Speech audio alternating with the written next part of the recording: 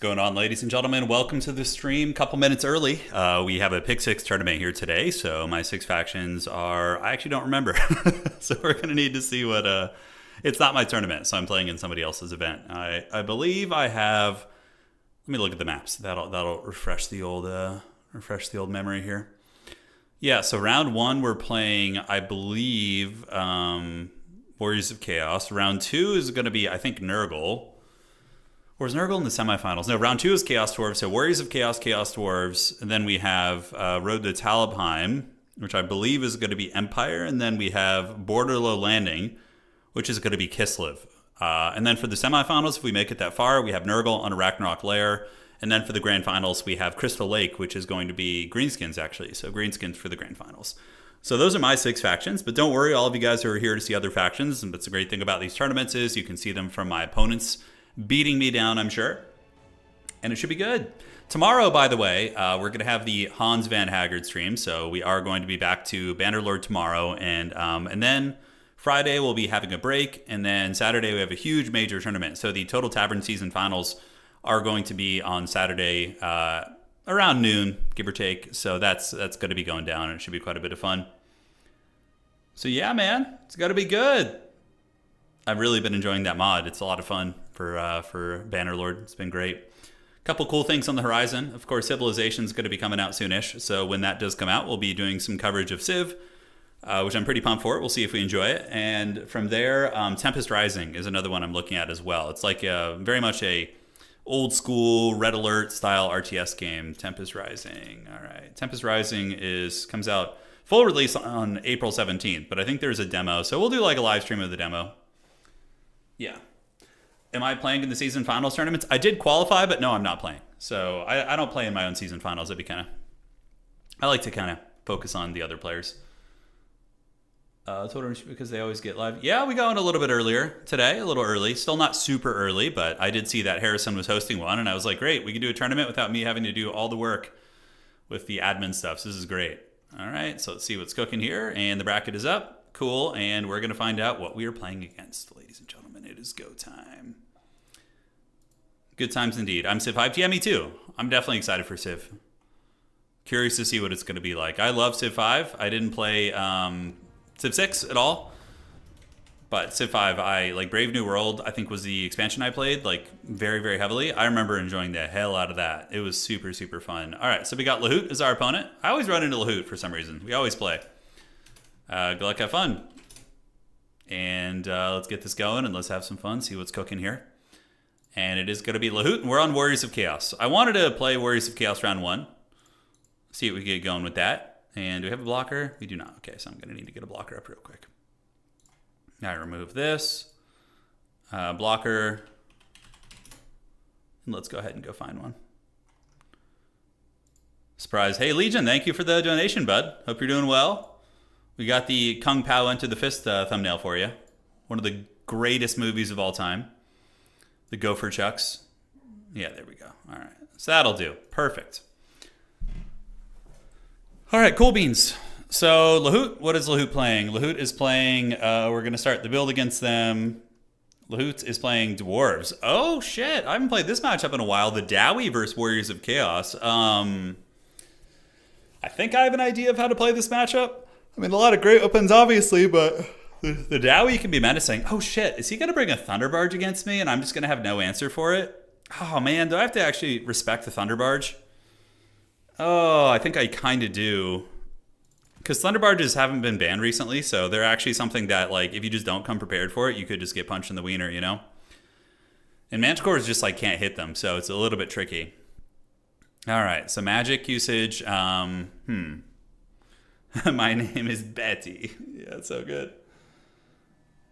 Single player games in your own time. Honestly, this Bannerlord mod has been one of the first ones I've actually like enjoyed. Typically, I'm not a big enjoyer of single player games, but this has changed things up a little bit for me. Yeah, it really has. Thunderbarge is allowed, I think. I don't think it's restricted. Let me go see if there's any restrictions. But dwarves have not been getting restricted lately, so Greenskins, Warriors of Chaos. Okay, yeah, no, there's no restrictions on the Thunderbarge. What the hell? Limiting Chaos Dwarf trains? He put a limit on Chaos Dwarves? What? Oh, that's weird. Okay, it's not my tournament, but yeah, limiting Chaos Dwarf trains seems kind of silly. They're like a low tier faction, you know. I mean, the trains are good, but they're not even that good. I'm actually curious about that. All right. I mind. That's all.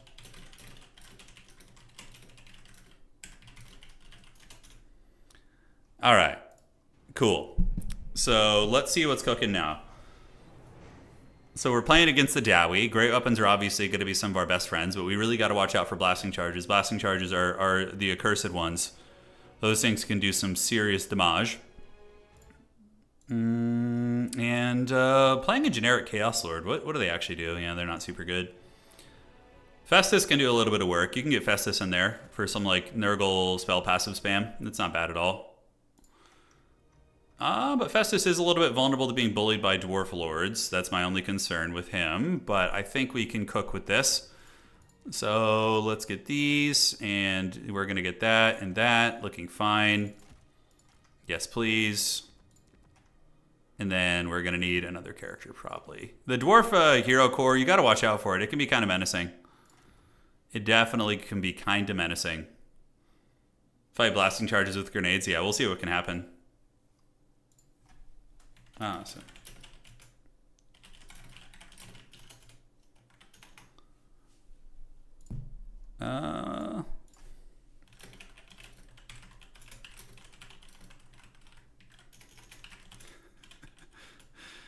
All right.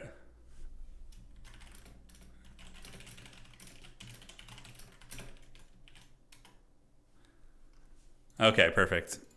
So what's cooking here? So we got this and this. Got to figure out how we want to play this. Could just do these two, but man, this spell is very, very good here too. Yeah, we'll just kind of hedge our bets. Bring a couple options. Okay, so obviously against the Dwarvish troops, we got to watch out. Could be extra sneaky hobbitses. Chariots are always a little bit disappointing for me here. Always a little bit sad about the chariots. Throwing axes are decent. Children of Nurgle passive, is that even going to be that good? No, probably not here. Okay. Can't wait to see it. Okay. So more great weapons in reserve. We obviously don't have Pestigors. We have the budget versions. We're going to be dealing with a lot of Slayers too, so Forsaken are actually a really good answer against Slayers. They do a ton of work. I think I played this matchup recently. I feel like I played this one relatively recently. I don't know when, but at some point, we did dabble in the forbidden arts of this matchup.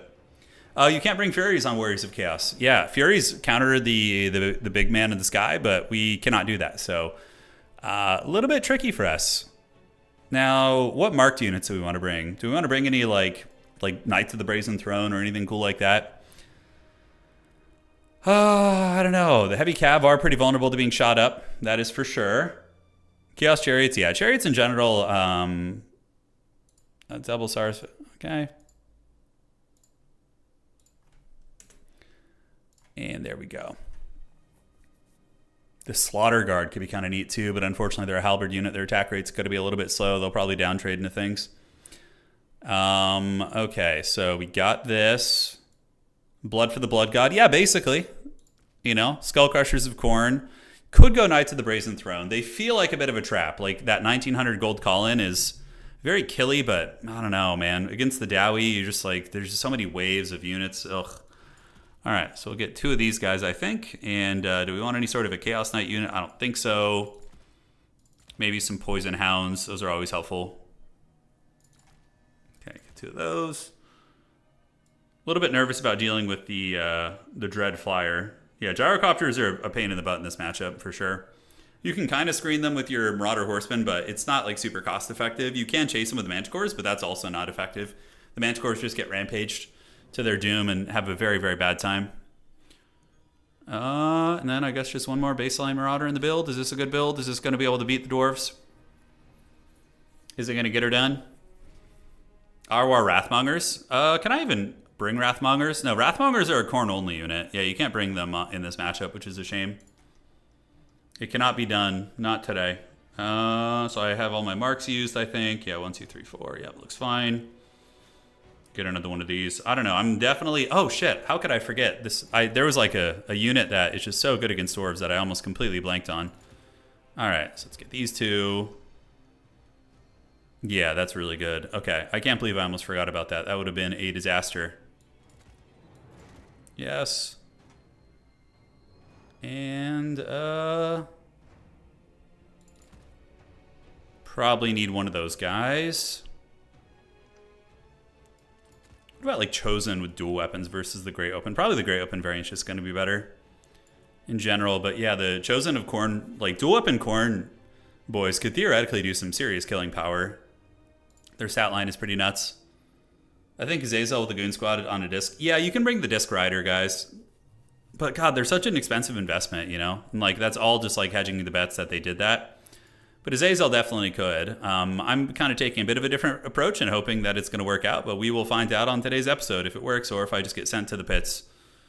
Which, either way, is a fun time for all. Okay, so 175 left. Let's cut you. Could get one man score just to hunt it down. The pick six, you pick 6 factions you want to play in order for the whole tournament, and that's basically just what you play. Yeah. The Servants of Chaos. They have a cool banner. They have a very, very cool banner. I'm certainly dreading the big blimp. It's making me nervous. Azazel is so squishy too, man. If he gets caught in like one bad situation, you just pay the troll toll. It doesn't go well for you. 900, 950 left for this guy. We could bring this and then this guy. No, not quite. Okay. Yeah, Chariots just blow. Yeah. Is that going to do, Pig? Will that do? And then I got 600 left here. Such an awkward amount of money. 625. All right, whatever. That's going to be fine. I think that's about as good as it's going to get for me here. And we will see if we can deal with the threats that are coming for us. Yeah, good luck. Have fun. Oh, wait. The Decrepit Moor is the map. Is this the right map? We're on Itza is the correct map. I'm building for Itza right now, so... yeah, Itza's the map. All right, let me tell my opponent here. Am I the host? I think I'm the host, actually. So, Itza... All right, GLHF, let's have some fun. You think we're going to see the Everchosen? He's not super good against dwarves. He's okay. He has good armor piercing. I think there's better choices, 100%. Got these guys. Can't help but feel I'm treading dangerously here. Could bring this thing to do a little bit of snaring action. All right, well, let's hope I don't get killed by a Thunder Barge. That's like actually what I'm worried about. The Thunder Barge is an absolute menace. Zazel's squishy, but there's two. Yeah, he's squishy, but I don't know if I feel like taking that risk. I'm going a little bit more Kawa Angobunga. It's gonna be very traditional, like great weapon. It's gonna be great weapons backed up by like Festus. Festus is pretty good in this matchup actually. The perpetual healing and the drain. Even though, you know, the Mortis against dwarves, I would say it's pretty effective. If they have like blobs of miners and dwarf warriors and stuff, it's not bad. Plus, you can turn on his healing, which will really give you good sustain on certain units. I really hope we don't see a Thunder Barge. Don't wish that evil on me, dude. Like, it's so annoying. To deal with a Thunder Barge, you have to skew your build so hard that you become mega ineffective against other ways of play. Although, I don't know, Thunder Barge does give up a lot of agency on the objective, so... There is that, you know. Maybe I could still target the objectives and win. All right, let's see what we got. So, ladies and gentlemen, here's the build. It's going to be Marauders. So we're going to send some Marauders, although Blasting Charges are going to cause some havoc here. So let's get these guys. We got some Throwing Axes to grab the high ground objectives. And the frontliners are going to be Warriors and Marauders. And they're going to be moving up to have some fun. All right, you. And then we're going to send this one Warrior to go to the high ground objective. We have a really good hero core, so it's going to be Festus and the Exalted Heroes, basically. Yeah, just these guys getting ready to chill. All right, and get you guys. Don't like Festus because Hero Hammer is so common. Yeah, no, but he's good there because you can heal your really powerful duelists, and you can also use Rancid Visitations to nuke Felix. So if the dwarves come in with hero spam, you basically just use Rancid Visitations to win that duel. And Festus is a decent little fighter too. He's not a slouch, and the constant healing he gives to your fighters and your characters there, it's going to be very nice. So just in time. Yeah, it's the first game of the day.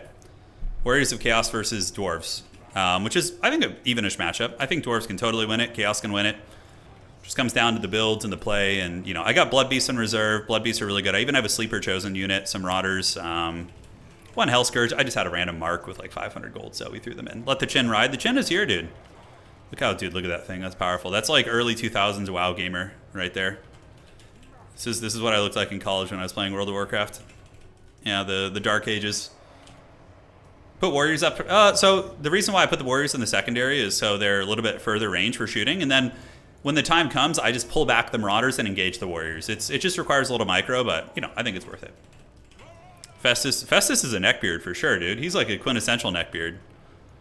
100%. Wow, I did not mean to ready up on him so quick. Does he need time?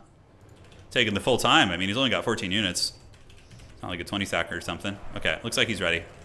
So let's get you up here, and let's grab this point. And cool. So the Dwarves have Goblobber, which is going to be pretty good against us. I like that tech. I think it's very good.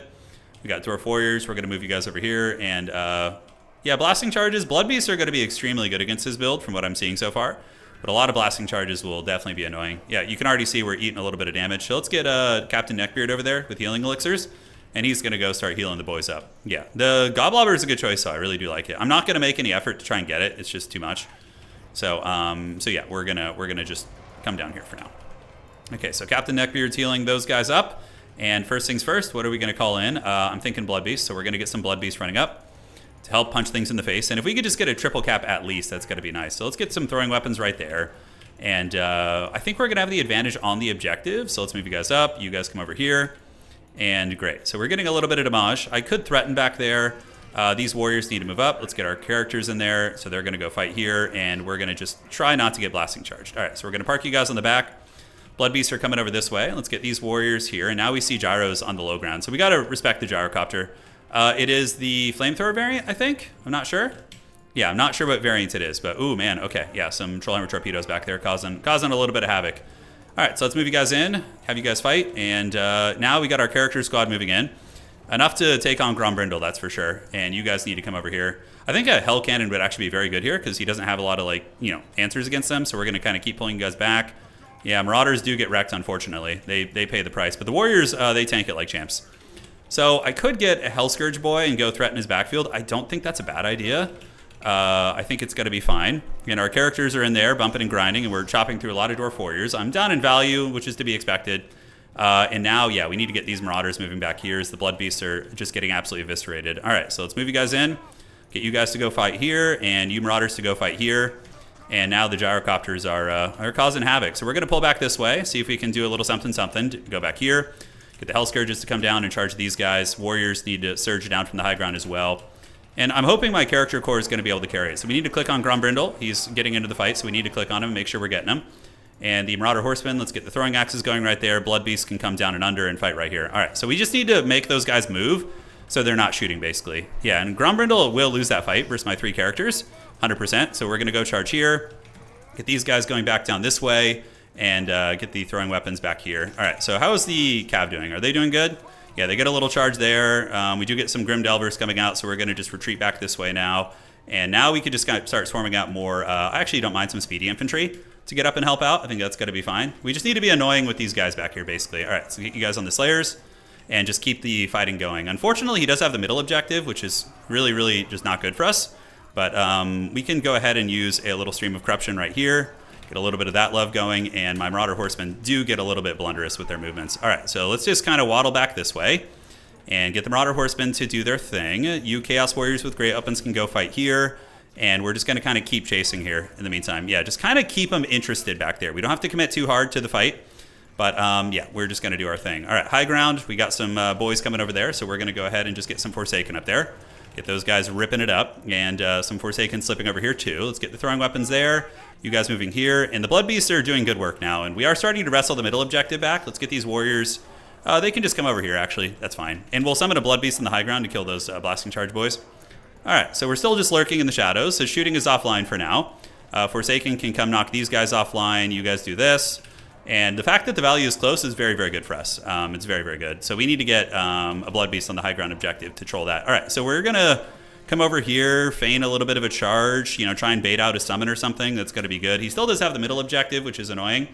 But overall, it's all good in the neighborhood. All right, so let's get the Marauder Horseman over here. We're going to kind of feign interest in this charge here. See if he's paying attention. We get some warriors. We're going to unsummon them, and then the Blood Beast will come soon. He's chasing over there, a bit of a blunder. And, ooh, we actually do get his Goblobber. That's really nice. All right, so back we go. And high ground objective, we really, really can't afford to lose that. So we're going to call in some Blood Beasts. We're going to get them over there and get you guys to charge into the Forsaken. All right, so maybe we stabilize that. We do get his cannon offline, or his Goblobber. So that's quite excellent. Let's get you guys to do your thing here. Forsaken are still ripping it up. And on the middle objective, it's only a matter of time before we start to just win this. We're going to be in good shape there. And the Blood Beast will arrive and should be able to rip and tear. I think we're in a good position right now. I haven't needed to use any healing, really. But, yeah, it's all in due time. So you guys come down here, fight this. Okay, and the Marauder Horseman, do we have any ammo left? We do. We can actually just go charge these Grim Delvers. And our Slaneshi Cav, we can just keep doing the loop-de-loo down here and just being annoying with those. All right, so Blood Beast up on the high ground. Let's go get them to punch you guys in the face and see if we can get the cap there.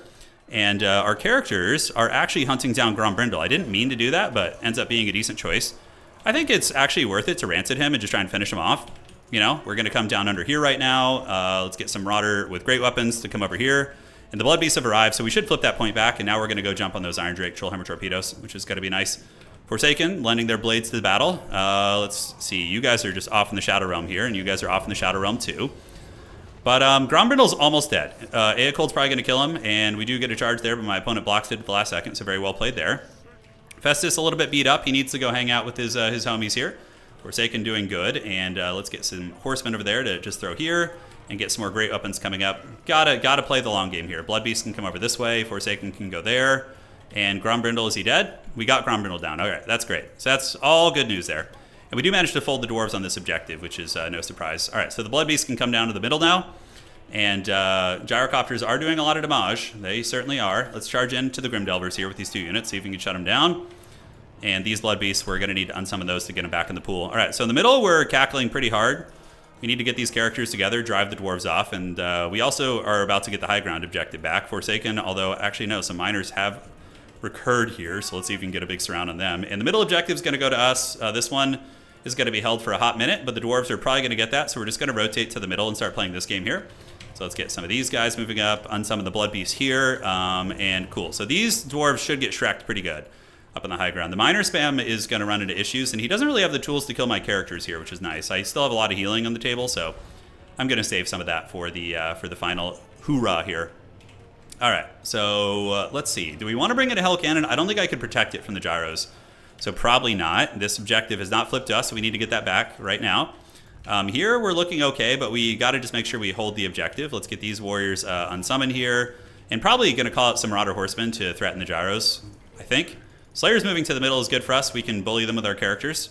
And up here, we're looking pretty good, so let's move in and just bully these guys right here. We're going to go get them nice and good. So let's save up a little bit. These warriors are getting Shrek'd. I could call in Marauder Horsemen, which will give me utility for diving too, so we're going to get the Marauder Horsemen to go punish those guys a little bit. We got some Hellscourge warriors. You guys, only 1 horseman to the pool. He's about to run out of ammo with his artillery too, so that's nice. That's going to take some pressure off us. And it looks like maybe a maneuver up to the high ground, which we could just take our characters over there too. It's like totally fine. All right, Forsaken, you guys do your thing. Blood Beast, kill the blasting charges, and keep the Hellscourge boys here, you guys here. And now we just kind of harass these gyrocopters a little bit. And it looks like they are taking casualties, so let's move up this way. Blood Beast doing great work. Dwarves definitely will struggle to play this game a little bit. We're going to be fine, and the artillery is about to run out of ammo, so we got to watch out for the blasting charges there. Let's send you guys over there. Cool. So let's bring our characters up here to rotate, and we just reinforce the high ground, I think. Yeah, what do we have to reinforce? Do we have any cheap Marauders? We do. So let's get some Marauders coming over here with great weapons. They trade very, very well. All right, so yeah, Gyro's up there, still have some ammunition. Let's get our characters waddling here. And are we going to be able to hold this? There are a lot of dwarves up there for sure. But I think our characters, I don't know why, our characters not running. Okay, they are, but they're like, they keep getting like stuck. Why are they walking? You guys seeing this? They're like walking. That's some weird shit. I don't know if I've seen that before. All right, so let's get you going, and you going, and you going here. We might have to give them like individual orders or something. I have no idea. And we'll start pressing this side a little bit too. I think that's fine. Because he just has miners there, which will get wrecked by all of our infantry, basically. So I think that's going to be good. All right, so throwing weapons are still doing it. And yeah, now the characters are moving. They were like... They were waddling pretty good. So we're going to... Oh, he still has the Grim Delvers over there. Okay, I don't know about pressing that. That's actually very dangerous. So we're going to keep the Chaos Warrior middle, just to make sure no dwarves sneak up on me here. I think we're in a winning position, though. You know, even though the value favors him, I've been healing the whole game. My character squad has healed a ton of HP, and we're potentially going to be threatening a triple cap here. I think we just call in another Blood Beast summon, and then we're just, you know, in great shape. Let's move you guys through. We do get the gyrocopters coming down here. The dwarves have kind of given up trying to play this objective. Let's put you guys back here. We can even get some Forsaken running up. I don't hate that. Or just, yeah, for now, we don't need a fast unit right now, so we're just going to send you in. Yeah, and then keep the characters between the two. He has no answer for my characters. Like, he actually even lost his Lord, which for dwarves, that doesn't happen often. So it's pretty nice. Okay, he's thinking about making a play. So if he does, we're going to be waiting with our characters. We're just going to move up there. Yeah, the fix. Oh, we're in a fixed group. That's why. Oh, yeah, thank you. All right. Yeah, I forgot. I usually don't have my characters in fixed groups, so that kind of threw me for a whirl there. And yeah, look at our Slanesh Marauders doing all right. Couple great weapon warriors are going to be pressing that points, or great weapon marauders. So let's get these guys. You guys are coming, and I think this is going to warrant a Blood Beast summon. Yeah, or a Hellstrider to get on the range units, maybe. Yeah. All right. So you guys waddle on the point. Let's get you here. Get you here. Call in the Blood Beast. The Blood Beast sounds like a Rob Zombie song. All right, I think I'm pretty close to winning on just 1 point too, so that's pretty big. And my characters are going to be providing 9 capture weight also, so that's going to be very, very nice. All right, so those guys arrive. Let's get you guys here, and we're going to get up on the point and just keep the... Do we even need healing? I'm going to go Mortis right now, actually. I'm going to go Mortis. A couple Forsaken have rallied. Let's get them back on these guys. Great Weapon Marauder's doing all right here. He's probably going to make a transition to the middle, would be my guess. I think that would be a pretty good play, so I suspect that's what he's going to do. My opponent, very, very strong player. I'm saving my magic for, you know, important moments. I'm not sure how we want to do this or what we want to do. I'm probably just going to try and heal the Blood Beasts. You know, that's going to be the play. He's for sure going to go middle, so I'm just going to reinforce middle after this. But I think I just got this game. I could throw it. You know, the throws are always possible, but I think we're pretty good. And you guys are going to get on top of the Iron Drakes there, which is going to be great. Streams of Corruption. These are just such junk units, you know? It's like, it feels like there's nothing that's like super worth it. All right, Forsaken Counter Slayers. So we're going to get some of those guys over there. And cool. So yeah, Blood Beasts are doing good. You know, this is probably a fine heal. Just healing the Blood Beast unit, because it's like our best DPS source here, is going to be very, very good. So we will do that. Gyrocopters are doing work, but you know, Gyrocopters do give up a lot of agency on the objectives. And he's going to make a hard switch, but I do win on one objective pretty aggressively here. So I'm feeling pretty confident, I do dare say. All right, let's get our characters heading back down there. This objective's totally secure, so we just need to go back down and grind that. Call out some Hellstriders for a quick capture weight, and as expected, he goes for the transition here. A Hellstrider charge on those Grim Delvers would be pretty sweet, too. Yeah, he's going to maybe flip that objective, but this high ground one is very safe now. I think we're in good shape. Let's get some of these guys here, get our characters down there. Forsaken can run up, and we're going to call out some Hellscourge Marauders. Let's even get our clutches on those Grim Delvers. Not going to be easy, but, you know, we're going to try it. All right, so these guys grind that out. Forsaken are ripping apart those warriors there, which is great. Yeah, they've arrived, which is outstanding. And the Grim Delvers are not watching, so we're going to be able to get them before they can deal with us. They're actually a pretty good stat line, but I think the Hellscourges will win a long fight, especially if we cast some spells and stuff. And now we just grind out this objective here. We just try our best. Do I reinforce the high ground point? I think so. I think we just reinforce objective high ground here, just like a Chaos Warrior or something. All right, so now we get to get Crunk and use our Mortis Engine, a couple other things. And we do have the Rancid Visitations as well as some heals. I need to wait to see for a good opportunity here. He's probably going to make a play for the high ground now, but I think we got the high ground on lock. It's looking pretty good for us here. So let's just make sure we don't lose the high ground objective. Get some warriors coming over there, which are going to take like 10 years to uproot. And on the middle, we're doing okay. So do we just go hunker down on the high ground? I think we do. I think we do. You guys do your thing here. You guys punch these guys in the face. And yeah, we're able to hunt those down. We could even go for this outside objective. I don't hate that. Using the Hellstriders to threaten that. And eventually we're going to get the middle back too. Most likely. All right, so let's go intercept the dwarves before they get to the objective. Chaos Warriors are going to get there, but it's going to take a while. And here we're eventually going to annihilate all the dwarves off this objective with our 3 characters, but it's going to take a little bit longer than I would like. All right. So that looks fine. He calls in some Slayers over there. All right, so the high ground is being held. A little bit scary, actually. I'm not going to lie. I'm a little bit nervous about this objective situation here. And do we just reinforce the middle? Or do we reinforce over there? I think we can actually do this. Just get some speedy capture weight, because the dwarves are going to be very slow there. So we'll just kind of fight it out here. Eventually, we're going to get middle back. It's going to take some time, but I think we can actually just straight up steal this side objective here. All right, so we have a couple Forsaken. Let's get them over to the middle to help out a little bit. Warriors probably not going to make it, so let's reroute them here. And now we have a lot of capture weight here, so that's going to be really nice. We are at a lot of points, and now the middle is coming into our objective control as well. So how are we looking? Yeah, very, very sketchy game. Very sketchy, actually. He's playing very well from behind, I would say. All right, so let's charge in there. Keep these Slayers from getting to the objective. Grimdelver's doing a little bit of poking. But if I could just flip this, that's going to be super good. All right, so we do flip it, which is great. And that's going to be a money play. Do we get it? Got to make sure I get it. Nice. And the middle is going to come to us, too. Like, our characters will eventually get it. But, the question is it going to be quick enough, right? So we charge into Slayers, which feels bad, but we got to do it. And the dwarves are just kind of running out of steam. Like, I'm well ahead on value. Let's do a Stream of Corruption here. Yep, looks good. And we can even do a Rancid Visitations to just try and get these guys off and just knock them off the objective here. And now we got some Slayers over there doing their thing, but we could just park 2 Marauder Horsemen, but we got the dub anyways. Yeah, Eacold and company would have gotten the middle back, so we were pretty secure there, I would say. GG, well played. It was a good game. He scrapped well, even being, I would say, behind. Grombrindle getting his butt kicked definitely probably cost him a bit. That was like his one character that can fight my characters, right? So Eacold 1500, Nurgle Champion 800, Festus 14, pretty good. Blasting Charge is scary as always. Bloodbeast super clutch. They're really useful here. Not an insane amount of value, but they did good. The Hell Scourges were deceivingly good. I kind of wished I had brought more of those. The Chosen might be risky against all the gyrocopters. The Steam Gyrocopter is probably too cost effective there. This makes me think I got to do something else. Always. GG, well played, dude. All right, so round 1. That's why I like to pick Walk first, because they're my strongest faction. So if I just can get around round 1 win, it starts us on high morale here. Any advice on a Warriors of Chaos build against Lizardmen? Yeah, for sure. Oh, the laser sniper rifle? Are you talking about Krokar? Yeah, I'm not sure. Wow, we were the last ones to finish for reals. I guess, we got into our game pretty quick. Versus dwarves. Here we go. Still got it. You're watching the Hans playthrough? Nice. Yeah, it's really fun.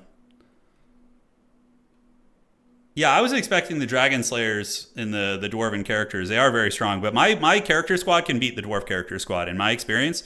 Eacold, Nurgle Champion, and yeah, man, super weird faction. Strange to play. Okay. I think a couple of Thunderers could have been very good too. Thunderers are nasty in that matchup. The Lustrian Stallion. Oh, Krokar. Yeah, that's funny. Cool, so round's done, and we're going to see what our next round opponent is. We got some really strong players in here tonight. We got Blood Penguin, B6, Lahoot. We just played Harrison Oishi. Tom is really good, attack speed enjoyer. Alexander's great. Shaftesbury's been doing good. Like, every player in this tournament tonight is pretty damn good. So that's going to be fun. What does the tourney say about Blood Beasts being marked? So Blood Beasts should be normal unless Harrison puts some weird... Because I actually asked Creative Assembly about it, and yeah, Blood Beasts don't count as having the Mark of Khorne. Because I did ask CA about it, and they did a bouncing pass where they added marks to things, and the Blood Beasts were left as they were. And I'm pretty sure they said something like the Blood Beast is like the same as the... What the hell is that thing called? The Cockatrice. Yeah, so... Each day you try to go to bed early. I'm sorry, man. I'm probably ruining your sleep schedule. Yeah, it's my fault. I'm too weak. Oh, the Astartes. If you guys haven't seen it, go check out the Astartes trailer. So on the Warhammer, I think, YouTube channel, they just uploaded the Astartes Part 2 trailer. It looks freaking sweet. Looks really, really good. Yeah, so I'm definitely hyped for that.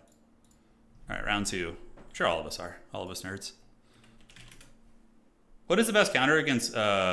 Khorne? Warriors of Chaos are very good against Khorne, actually. Yeah, you can really, really have a very good trade there, I would say, in my experience. Warriors of Chaos. Warriors of Chaos are like an upper tier faction now. People are learning how to play them well, so it's yeah, it's been good. So now I got my Chorfs, which is good. The Chowie. We're gonna see if we can do it. Yo. We're playing attack speed enjoyer. No easy opponents tonight, guys. All absolute killers. And there we go. Too bad we'll need Warhammer Plus to actually see it. I mean, maybe. Yeah, well, I get you guys. All right, are we playing against Dork Elves? I'm seeing if he's playing the Dorks. I think he is. Which I love this matchup. I'll take it all day. Chaos Dwarves are pretty decent here in my experience. All right. So I think we're going to do a little something like this. Let's get the blocker up.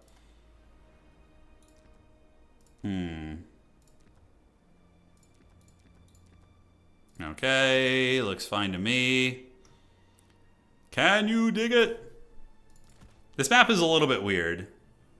What were the 6 factions we picked tonight? We picked Warriors of Chaos, Chaos Dwarves, Empire, Kislev, Greenskins, and then Nurgle. Not in that order, but those were the factions that we did pick. Let's see what he's got. Let's see what the Rock is cooking. All right, so we're gonna get some. It's mighty Morphin Laborin time. Our unpaid interns are marching to war. Yes, they will march to war indeed. Okay, that looks fine, and I think we can bring one of you in. Let's get these guys. That is from Kung Pao. Yeah, that's the scene from Kung Pao where he has the gopher chucks. It's a great scene. I'm gonna make this guy a little bit cheaper. Nah, it's not gonna happen. It ain't gonna happen, ladies and gentlemen. Okay, so what do I need to worry about? I think that's fine. See if I can find a way to make this happen. Yeah, I think that looks pretty good. Greenskins are really fun. They're my semifinal faction, I think, or grand final. Yeah, I think Greenskins are in the grand finals if I make it, which a little bit risky, but I'd rather take my strong factions in the early rounds. I've kind of decided this is my style, so then I have a better chance of just making it there in the first place. Thanks for the amazing content and contributions. Hey, thank you, Gnome. I appreciate that. That's a very generous donation, dude. Thank you. Yeah, Kung Pao is one of the best movies of all time. It's just God tier. It's so good. All right. What else do we need to get here? And do we need any more? Yeah, the Hobgoblins are all right. You can get some of the hobos. Having like some Vanguard capture weight doesn't hurt. Little something you can rush up to the points, you know. Could I here are fine also. But I think the trains and the Bull Centaurs might just be a better option. Could be wrong. Could be wrong about that. And we got 1,200 left. Okay. So Infernal Guard, probably overkill in this matchup. Too much cost-effective armor piercing here, in my opinion. If you like Kung Pao, I recommend Shaolin Soccer too. Oh yeah, no, for sure, big old bear. Those are all good choices. Kung Fu Hustle, Shaolin Soccer, yeah, Kung Pao. Like, it's just a lot of early 2000s goodness. A lot of early 2000s goodness for sure. Okay, do we want to like throw a Kadai Fireborn in there? Is that a little bit too crunk? A little bit too crazy? Blunderbusses are all right, but they tend to get tied down by just Dark Riders, so I don't like them that much here. Another Pain Train is always welcome, I guess. Pain Trains are good. I'm really curious what he's going to bring. I felt pretty confident in this matchup as of late, but you know, it's not to say that your opponent can't surprise you and cause some serious havoc. So we will see if they cry havoc and let slip the Dogs of War. All right, I think we're good. Ready up, and good luck, have fun to my opponent. Let's see what he's got. Let's see what he's got. Hey, we're doing good. We're on round 2. We won our first round. Very, very good competitive match. And Bannerlord tomorrow. Corn, yeah. Hans Van Haggard tomorrow is going to be taking on the Chaos Neighbors. So we captured a city for ourselves, which we've made into a nice little profitable city, and we had a Chaos Rebellion to one of our neighboring territories. So we're gonna take on that Chaos faction probably. The one Pain Train limit, I believe the train is only limited to. He said it's only the big one that pulls the Chaos Dwarf train. He's not referring to the To these trains, he's referring to the what's it called? Yeah, I actually asked him. Let's check here. Only.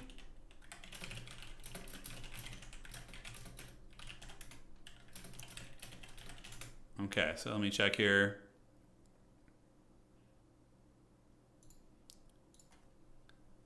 Make sure to.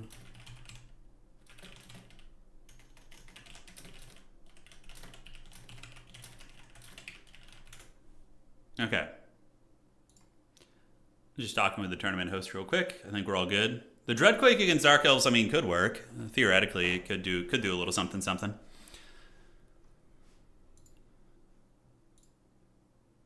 We had an even amount of players too. Okay. Send in the interns. The interns are going to rise, dude. It's time. They're tired of being unpaid. It's how many do we have? We have a couple. Laborers are good. They're great. They're like crappy nobblers, basically. Yeah. All right. Good luck. Have fun. Yeah. Could I get through front lines? But so do the demon trains. You know, like you can totally use Iron Demons. Corporate espionage. Yeah. All right. Imperial Road is the map. It's somewhat open, but there are tree lines on the sides. You can do some, spec ops with, some flanking, which I would imagine he's probably going to do. So we will see. The Soul of Damnation, that would have actually been a good call. It's very, very good. I arguably could have gone just single Soul of Damnation, but I like what's it called better, the Magmas. They're just so cool. They're also a bit cheaper. I think they're like, what, 300 gold cheaper, 400 than the Soul of Damnation? All right. So looks good. Opponent's loading in, and we're playing Attack Speed Enjoyer. So this player, he's very much like a high micro player. There's a couple of people like that. There's like I would say different archetypes of high level players. And his, one of the archetypes is like just micro fiends, people who just micro super ravenously and and win with that. Boss Toss is kind of like that too. All right, so let's get a magma cannon here and a magma cannon here. And we are good. All right, so then we're going to put a Fireglaive to move up. Fireglaive is actually just going to kind of be deep set coverage here.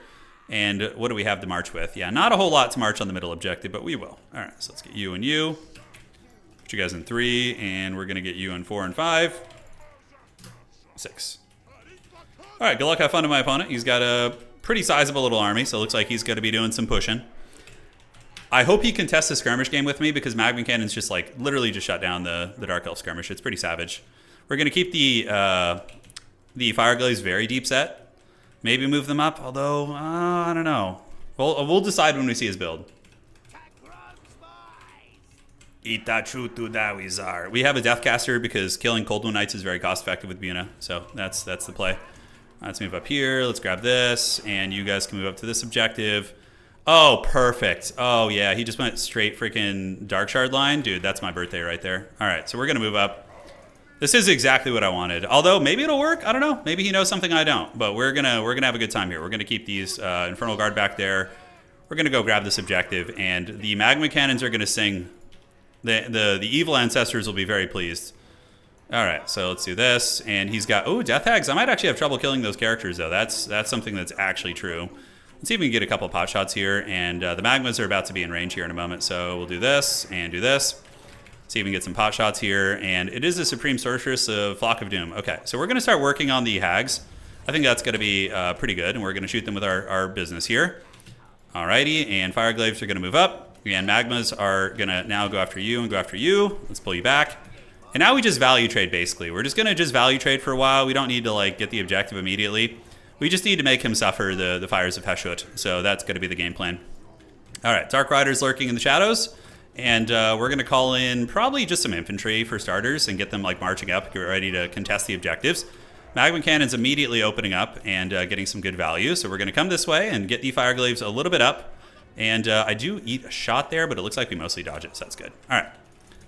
So just keep poking away. We just need to get all these Dark Shards offline with our freaking bows, our Magma Cannons, and then we're cackling. All right, so they're taking some damage, and yeah, so far so good. We got the infantry coming up. They will get there eventually. I have a little bit of a points lead, nothing too crazy, but we will take it. So he does manage to flip the objective, And yeah, we're going to keep shooting here. So let's go here and here, kind of spread the level a little bit. And we're going to go ahead and put some firepower down with our guns, which I believe are actually longer range than his goodness here. Could do a little bit of sneaky good action if we want to around the side. I don't hate that idea, actually, just like a little long-term investment. So we're gonna do this, and now we're gonna start shooting you, and hopefully the magmas will generate enough value that, you know, okay, that's a pretty damn good shot. Look, he's trying to juke. I love it. I love it. So if we just switch targets, juking becomes really, really difficult. And let's go get our skirmishers and go poke from the woods. Get you guys ready to go, and some of the guns have moved up. And the Death Hags, one of them's already very beat up, actually. I wonder if he's gonna try and sneak shades up on me or something, you know? I wonder. All right, so a couple more direct hits. Looking great. So let's switch back to these ones now, and we do get Colden Knights being called in, so that's why we have Fate Abuna, is to deal with that. And we're going to go ahead and shoot at the Dark Shards, which I believe we have superior range to, which is nice. And yeah, we're fine. He's not going to be that far ahead of me on points right now, and we will continue shelling him with the fires of the Dark Gods. Perfect, perfect. And now the Dark Shards here and here. Let's go ahead and switch and just keep, you know, causing havoc. Move you guys up, and eventually we're going to get the Pain Train ready to go, you know, and that's going to be when the business really begins. All right, pulling you back. I think I'll save up a little bit. I could call in another Fireglaive. That actually wouldn't necessarily be a bad idea. Okay, and we missed there, which is a shame, but we're trying our best. Yeah, you guys move up, shoot at these guys, and how are we going to play this? Yeah, let's get you, and let's get you. So we're going to get you out here, and we're going to get you over here as well. All right, so we're just poking a little bit. You guys are going to creep up. Magma Cannon shots are getting quite a bit of damage in there. And we do see the Colden Riders, which we just got to be ready for Abuna. And are these guys even shooting them? I think they are. I think the Fireglaives are using their ammunition. All right, so let's go over there, collapse on these guys, and do a little bit of this. Yeah, now they're going to shoot. He does see it, I think, so we're going to take our character over there as well and keep doing its thing. And now, do we want to move up? I think so. I think so. Let's get you out there, get you out here. Looking good. So these guys get shut down. Let's get the Magma Cannons to focus their efforts. Start pounding these, and these are going to be Colden Knights, which we can drop the Buna on, and we can happily charge them. So they are going to get Buna'd. We're going to do this. We're going to do this, and then we're going to go ahead and do an Enfeebling Foe on them as well. And that should just karate chop them a little bit. All right, so now I think it's time to sound the Horn of War. We're going to move up, do a little bit of that, and we are going to also do this. Let's get another one of you guys riding up this way. Great, so we actually just wrecked those cold ones there, like really badly. And in the meantime, you guys come about face. Let's get our warriors continuing to move up, shoot the character, and we're gonna bring the pain now. We're gonna try to. All right, so we completely fold that flank, which is pretty brutal. And now we're gonna head this way. Keep looking for the goodies here. Take you guys downtown, and the Lammasu character is gonna do his thing. I do see some sneakiness in the bushes back here. There are some Colden Knights, but I'm gonna just call it a Bull Centaur to deal with that. All right. So you just run them to the side of the map here. Let's shoot here and here. Get you guys fighting here, you guys fighting here. And now that the Dark Shards are mostly offline, we're going to be cackling pretty hard. His Lord is actually undefended too. He's not paying attention, so I think we can potentially get him there. All right, so Dark Riders and company have taken a fight here. We do see the big Vanguard coming. So we're going to get the Infernal Guard Fireglaves to come about face and shoot, and we're going to get the Bull Centaur Renders to do this. And then we just run back here. And I can just use a Spirit Leech on his Lord if he's not watching, and we'll be in great shape. All right, so Bull Centaur Renders are there. He's going for the Magma Cannon dive, so let's shoot you and you. Let's get these guys diving and pull these guys back to help support as well. All right, so you guys can do this. Looking great. Fireglaves are going to shoot, and yeah, we are cackling pretty good right now, I would say. We're pretty well ahead in value. Yeah, let's shoot some of these cold ones there if we can and move some more reinforcements to the middle. The Bull Centaurs are doing great, and Fireglaves and melee with Dark Riders, totally fine for us. Totally fine. Alrighty, so what's going to be targeted next? We need to figure out where we're going to be shooting, so let's shoot into these Dread Knights right here, and you can just jump in there. So the Murderous Prowess is active, so that's going to be, you know, a little something. Maybe time to start considering calling out Pain Trains, and we do get some serious hunting in his backfield. These Dark Shards are having a pretty horrific time.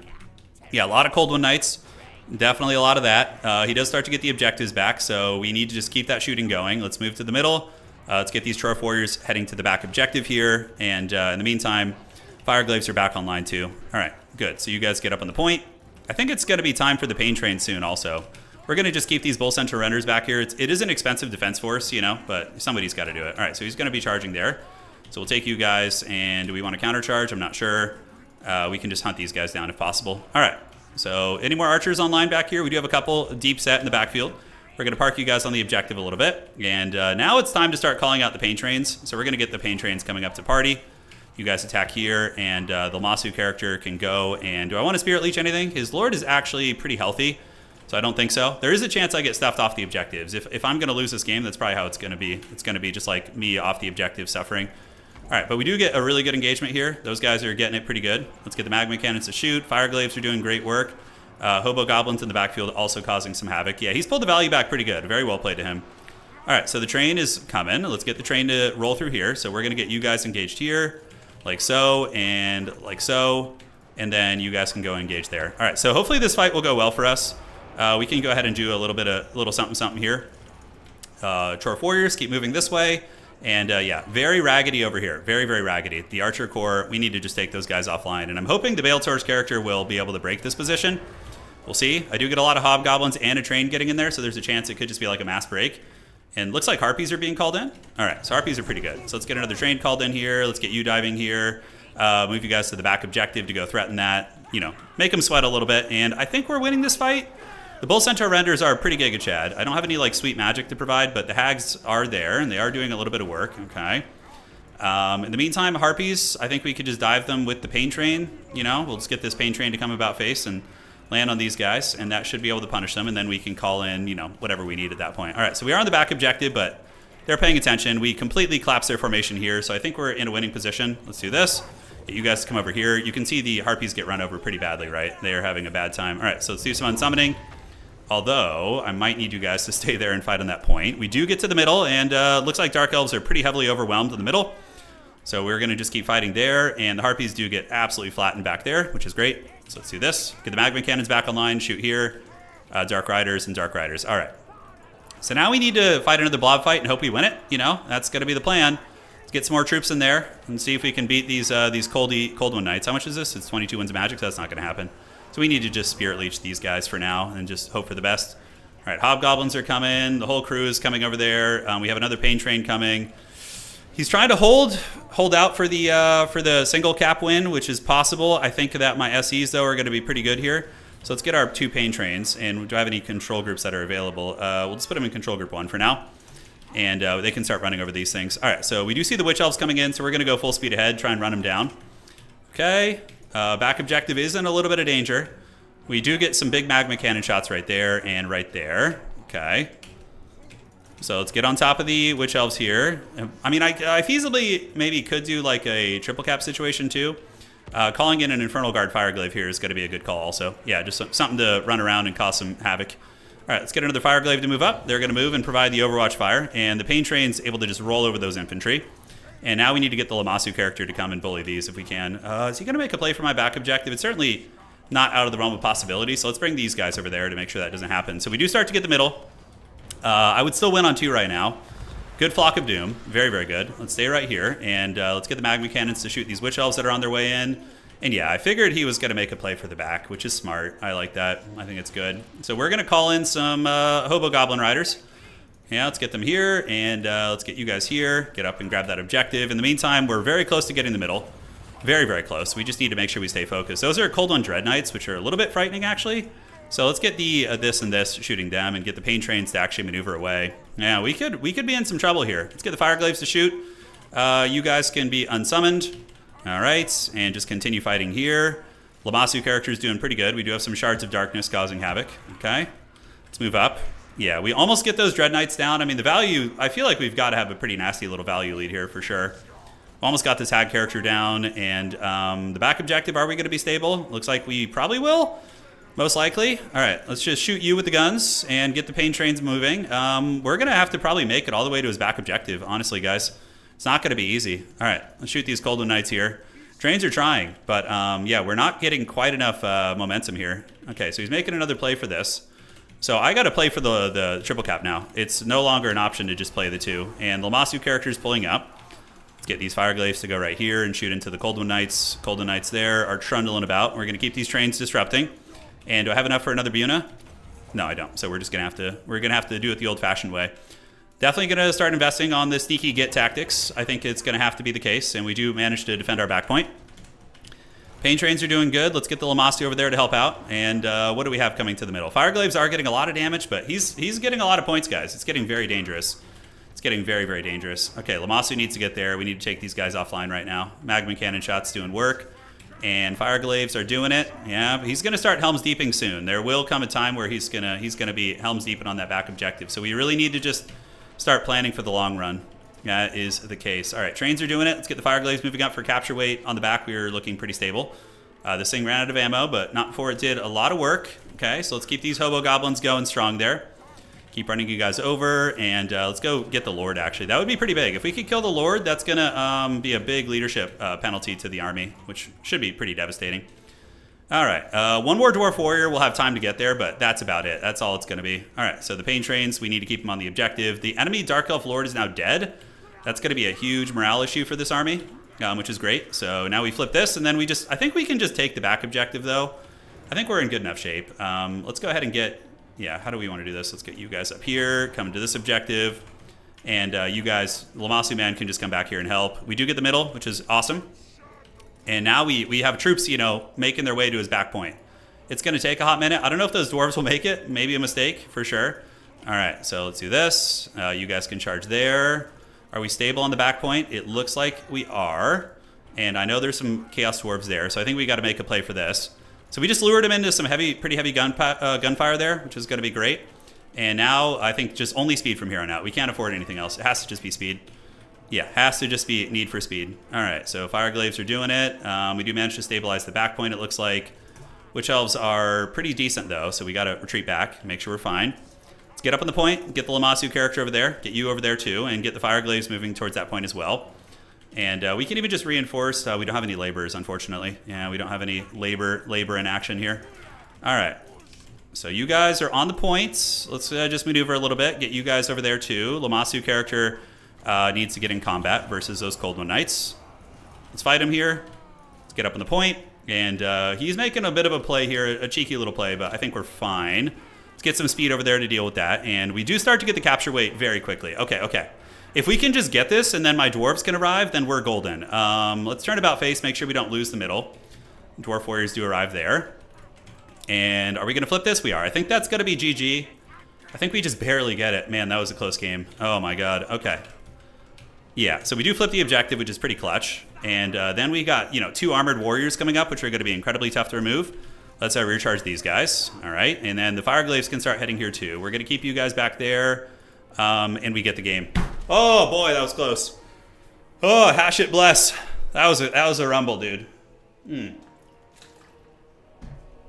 That was a rumble. We got it, baby. Still got it. GG, well played. All right. Man, two very strong players out of the gates. These are sweaty games. Today we're going full sweat. We're not going to meme around at all. We can't afford to. Too many strong foes. Now, we could easily hold that for a couple minutes. We were so far ahead. His Lord was dead. I had 2 massive trains out. I had like 600, 1,200 gold worth of infantry arriving to his back point with armor. We were totally fine. Yeah, the game was over if we get that back point, which we did. Zulahu. Yes. All right. Chaos Dwarves. Magma Cannons are like the bane of Dark Elves. Dark Elves hate Magma Cannons. I missed your super chat. Sorry, I was in the heat of the moment. All right. What was the question, Sleepy? Just ask it here. Just ask it here, boss. Sorry. I got you, man. Okay. So off to a good start so far. Off to a good start. Yes. So now we got a little bit of time before the next round. Did I see what Bob wrote during the match? No. Let me scroll up. What did I miss? No, the second train isn't a rule break, Bob. It's not. I asked the host of the tournament. No, that's not true. I can literally copy and paste you the text from Harrison. I asked him if he's referring to the regular Chaos Dwarf trains, and he said no. He's only referring to the Dreadquake Toad train, so it's not a rule break. No, I didn't break the unit rules. I got permission for beforehand. And I told Harrison to specify that in his rules, but yeah, he said it's fine. I can bring 2 dwarf trains. Yeah, we're all good. All good. Yeah, Magma Cannon value is 1,800 and 2,400. I mean, they literally shot all their ammunition against like elite units. So yeah, Harrison said that the Chaos Dwarf train limit is only applying to the Dreadquake Toad train. Apparently, people are bringing like 2 of them and getting value or something. I don't know, but I did ask him. Yeah, I was, obviously careful about that because that double train is my strategy with Chaos Dwarves like 80% of the time. Can you even tow 2 Dreadquakes? I guess you can. So he was like worried about these things being towed, or the Double Iron Demon towing 2 of those being like super OP or something, which I don't see that, but this is what he was restricting. Not the regular trains. Apparently, that's what I asked him. I was like, why are they restricted? Well, he apparently ran into them in a tournament and had a bad experience or something, so I don't know. But yeah, there's some forbidden tech with that, I guess. It's true, Tyler. I was a little bit slow to kill the Dark Elf Lord. I could have done it earlier, but there was a lot going on. Yeah, there's a lot going on there. How would you counter the trains? I mean, Dark Rider or Peter Crossbows can. You read it and felt like it was a strange restriction? Yeah, no, it is. But that's why I asked him about it. Eric DeBerry, thank you for becoming a channel member. Welcome, boss. Thank you, thank you. Now let's get this. Let's keep the Chaos Dwarf Pain Train going. Let's see. What are we cooking with here? Checking something there. And all right, so we should be ready for our next round game. The Vampire Coast wallpaper, I think, is one of the best ones. It's so good. Yeah, Blood Penguin and Harrison. Blood Penguin's a really strong opponent. We've had some insanely close games, him and I. Harrison, yeah. So currently we're undefeated with Alexander. Blood Penguin, the only way Blood Penguin doesn't make top 4 usually is if he plays, has a bad matchup for Bretonia. I missed Sleepy's question again. Okay, let me slow up. Which Warhammer race do you think makes the best bread? Halflings. Yeah, halflings probably. Yeah. I would say the halflings. Halflings are like the kings of food, right? So, and then, yeah, halflings I think probably make the best food. Yeah. There's a very cheesy build in Conquest with at least the mortar. Yeah, Conquest mode has a little bit more room for cheese, probably than Dom. Would you ever use the Immortals? Yeah, against Khorne maybe. Like I would see myself maybe using Immortals against Khorne where I don't have to worry about them getting bullied by like magic or range. Maybe. I have used them in tournaments before. Bretonia probably has good bread. Yeah, Bretonia probably has good bread for sure. I'm sure the Empire has good bread. I mean, Central Europe has very good bread in real life, So, yeah. Like, the Empire probably has amazing bread. 100%. Slaanesh chefs? Oh, God, no. Maybe, like, before they go real dark side, evil Slaanesh, they can make some good bread. Aren't most factions bad? No, Bretonia, I mean... Their win rate's been coming up a little bit. I mean, it's basically just Blood Penguin carrying them. Let's see. So Bretonia is sitting at 38% win rate, and they appear to be doing okay. Like these matchups, aren't terrible, right? I mean, there's not many games played though, so it's not really good data. But yeah, they're just not popular enough for us to really get a grip on. But I think Vampire Counts is fine. I think Bretonia against Kislev is probably Kislev favored, even though it's only one game. I would say so. High Elves is probably fine. Tomb Kings, I don't know. Yeah, there's a handful of these matchups you could probably be fine with Bretonia in. Kislev has the best bread bowls with stew. I respect. I get that. Yeah, I get that. I get that. Do not eat the Nurgle sourdough. Yeah. Yeah. Somebody just asked that exact question. I don't know if that was you, but the Immortals are good in a couple niche matchups, and I don't know if I would say good, but viable. So against Nurgle, they're okay. Against Khorne, they're okay. Because magic damage, anti-infantry armor piercing is very good against Nurgle since they just spam infantry and have some demons. Same with Khorne. You could maybe use the Immortals as like a weird call-in against, I don't know, what else? Probably just those. Aside from that, you run a bit of a risk with them, They don't have armor piercing, so they're not like as ubiquitous as like a Chosen Great Weapon. I mean, they still have some AP values, but it's pretty low, so...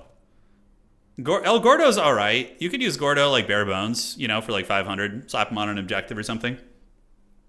Yeah. Nurgle sourdough eats you. Probably the case. Probably the case indeed. All right, so let's check it out and see what the tournament's looking like right now. Bread from Sterling. Why is that bad? What's wrong with Sterling's bread? Is there some bit of lore I don't know? Yeah, Blood Penguin and Harrison still duking it out. That must be the sweatiest of sweaty fights. Who do we have next? I think we're on Empire or Kislev next. I wanted to play some good guys today, like balance it out 50-50 more or less. Yeah, we have Kislev next. No, Empire. Empire is going to be on, yeah, maybe some Karl Franz action. Could be fun. What's the most niche viable unit? Any faction? Holy shit, dude, that is... Do you know how many factions there are in this game? Okay, like niche viable. Zotes might be in that category. Zotes, I feel like, are not great, but they're kind of slept on, and they have some niche viability. Vampire Coast, pretty much everything is what you see is what you get with them. Niche viable. Ice Guard, maybe? I don't know. That's a really hard question. That's super broad. I'd have to think about that one. Yeah. Yeah.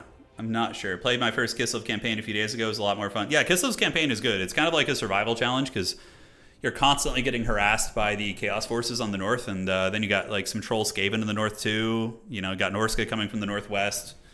It's a very fun survival campaign. Like, especially on the higher difficulties, the Kislev campaign is actually very fun, if you're into that kind of thing. Oh, I'm sure Empire Beer is very good. Empire and Dwarven Beer would probably be awesome. Dwarves would probably be, I don't know. Who's the king of beer in Warhammer Fantasy? Dwarves and Empire for sure would take the cake. Bretonnia is all about the wine. Kislev probably has some like good hard liquors, some hard spirits, you know? If you're getting into that kind of thing. Did Hans Van Haggard get a promotion to... No, Hans is... He's still a champion of the Empire. Don't worry. Yeah.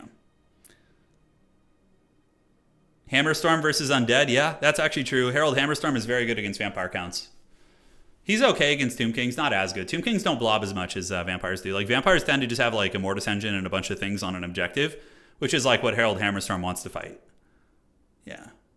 Ogres, I feel like ogres food, like, they're probably not the best cooks. I feel like ogres are just all about quantity rather than quality. Like, they just want a lot of food. They don't care about, like, the finesse of it as much, you know? Yeah. You ever met the Norskins? What? What are we talking about? Okay, something else then.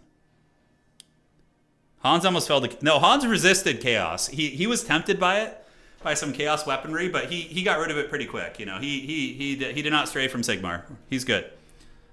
Dwarf mirror must be unmatched. Yeah, dwarves are pretty like seem like the perfectionist types who would really like nail all that stuff. You know. Wow, they're still playing. Oh man, that must be a sweaty duel. Yeah, ogres are probably good at like barbecue and like grilling meat. That's probably what they're like. You know, like have you ever met one of those guys who like that's just their thing? They couldn't cook like any number of dishes except like grilling meat. Like when it comes to grilling meat, they know how to get that like perfect bark on it, the seasoning, the spices, the cook time. They have it on lock, but they don't know anything else really. That's just kind of their forte. That's probably like ogres. Yeah. Ogres are known for getting halfling chefs. Well, that wouldn't mean the ogres are good cooks. It would just mean the halflings they're bringing over are good cooks. You know? Yeah. The true chaos agent, dude. I know. In my freaking campaign in Bannerlord, the Empire grenade launchers just blow me up like every other battle. Yeah, they all got killed in my last big skirmish with the Beastmen, though. So, all right, and refreshing. We got the Blood Penguin. Looks like he beat Harrison. All right, strong tiebreaker though. That's good for us. That gives us a good chance at top 4, win or lose. So. Yo, and the map is going to be What's. We are going to be on the Road to Talipine. Yeah, Road to Talipine. That's fun. Wonder which of his factions we're going to be encountering here. All right, for Sigmar, it's time for the Empire to rise. And let's see what we're working with here. Bestow upon me your warriors of chaos knowledge to beat up my lizardman friend. Okay, so against lizardmen, you need Valkia. And you need a Fate Abuna caster. So you cast Fate Abuna on the Salamanders and the Razordons when they get called in. Your infantry corps can just be Marauders and Chaos Warriors with shields. And then from there, you want to mix in some, you know, Armored Chaos Trolls. I would say like a couple of those are very, very good. And Severed Claw. And that's going to be kind of the core of your build. Yeah. Like I think I actually have a build against lizards, which is pretty good. It's very outdated. Yeah, here you go. So this is this is a bit of an outdated build. So I would change some things here. But overall, this kind of style can work pretty well. The Knights of Immolation are useful because they can bully Salamanders, and things like that. But you could totally cut them. And, you know, the Chosen Halberds is just my favorite sauce. I just like to mix them in. But you could cut the Chosen Halberds and get like, you know, another warrior or two and be totally fine. But yeah, you have a Deathcaster, you got Valkia, you know. The Chosen Halberds are totally fine, though. You can mix them in and throw them on an objective, but generally something like this would work pretty well. Because if you can shut down the Salamanders and they're shooting, then you can typically win the matchup, in my experience. How do you deal with Shredder as Warriors of Chaos? A couple ways. So, I don't know. This build is very outdated, but Marauder Horseman Throwing Axes can kill them. Dragon Ogre Shaggoth, Severed Claw can fight against them. Valkia can fight against it. You have a lot of stuff. So is he on Bretonia? I don't know if he is. All right, so we are on Empire. Great. GLHF.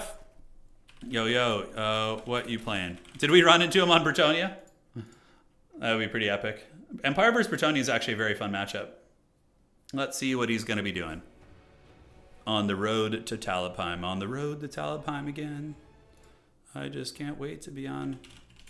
Yes. This is a fun matchup. Yeah. I don't know how it's going to go, but we're going to find out. All right, so let's get this up here and see what the Rock is cooking. Okay. Lizardmen are not super popular, but they're not. They get enough representation. They get some love for sure. Okay, and then we are going to need a little something here. Yeah, I think just 2 of those is going to be fine. Okay, almost good. Now, what kind of a caster do we want against Bretonia? Well, there's a lot of choices. Burning Head casters are actually surprisingly underrated, but so is Buna. Buna's very good against Bretonia too.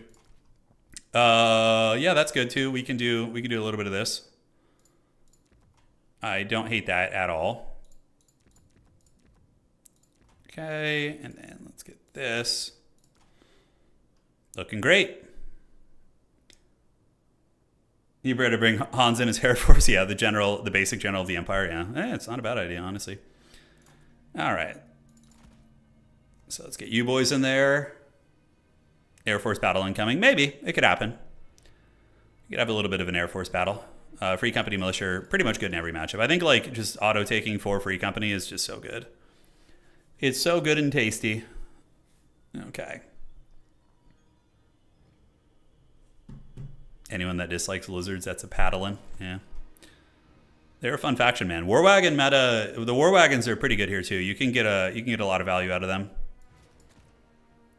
All right, let's throw you in there, and from here, I think just 1 more of those is going to be fine. Knights of the Black Rose, not very good here. Empire Knights are probably your best friend, just like cheapo Empire Knights for screening and whatnot. Grenade launchers, bringing 1 is never a bad idea against the Bretonians. Any sort of characters we want to bring, probably need a little bit more infantry support here. So let's get this. And Greatsword's not really useful here, in my experience. Do we need grenade launchers, though? I don't know if we do, actually. I don't think we do. Hans is like a well-rounded Empire general. I've been playing a little bit more of the mod. Man, magic is super OP in the Bannerlord mod. It's like fun at first, but when you get magic's good enough, you can literally solo entire armies, which kind of takes the fun out of it. That's why I like playing like a general of the Empire character who's like, you know, can't cheese battles, right? I can't just go in and use a couple spells and wipe a full army, you know. What about like a land ship in this matchup? I always wondered about the applications of like a big dread land ship just rolling through all dirty. You know, I felt like that would be pretty good. Okay. Let's get this guy in there. All right. Cool and cool. I think that's a bit of a cleaner build. Escaping in 2 coats. Yeah, no, he is. Steam tanks have been meta in this matchup before too. They're also quite effective. I mean, artillery is decent. Like a single cannonball just shooting into Bretonia can be nice. A little bit hard to protect though. Honestly, the cannons are, in my experience. Could see some trebuchets coming out of Homeboy. That's also another option we could run into here. Demogryph Knights with halberds though. I like them a lot here. I do like them a lot. It makes me think I should switch this up like so. Yeah.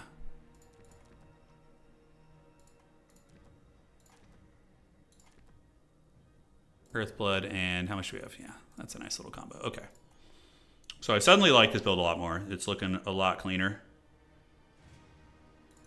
Yes, and then we got a little bit of money left over, not too much. What about Null and Ironsides? I feel like they're just kind of janky. Always a little bit disappointed with the Ironsides. Okay. And 500 left. What can I squeeze in with 500 Gs? Yeah, that'll do, pig. All right, good luck, have fun. Let's see how this goes. Yeah, Magic is definitely a little bit OP in the Bannerlord mod. It's fun, like I said at first, but you're going to get to a point very quickly where you just dominate everything with Magic, is what I found. Yeah, I switched from Von Carson Vampire to Wood Elves. Winds of Death could just solo entire armies. Exactly, yeah. Which is fun, but it gets old.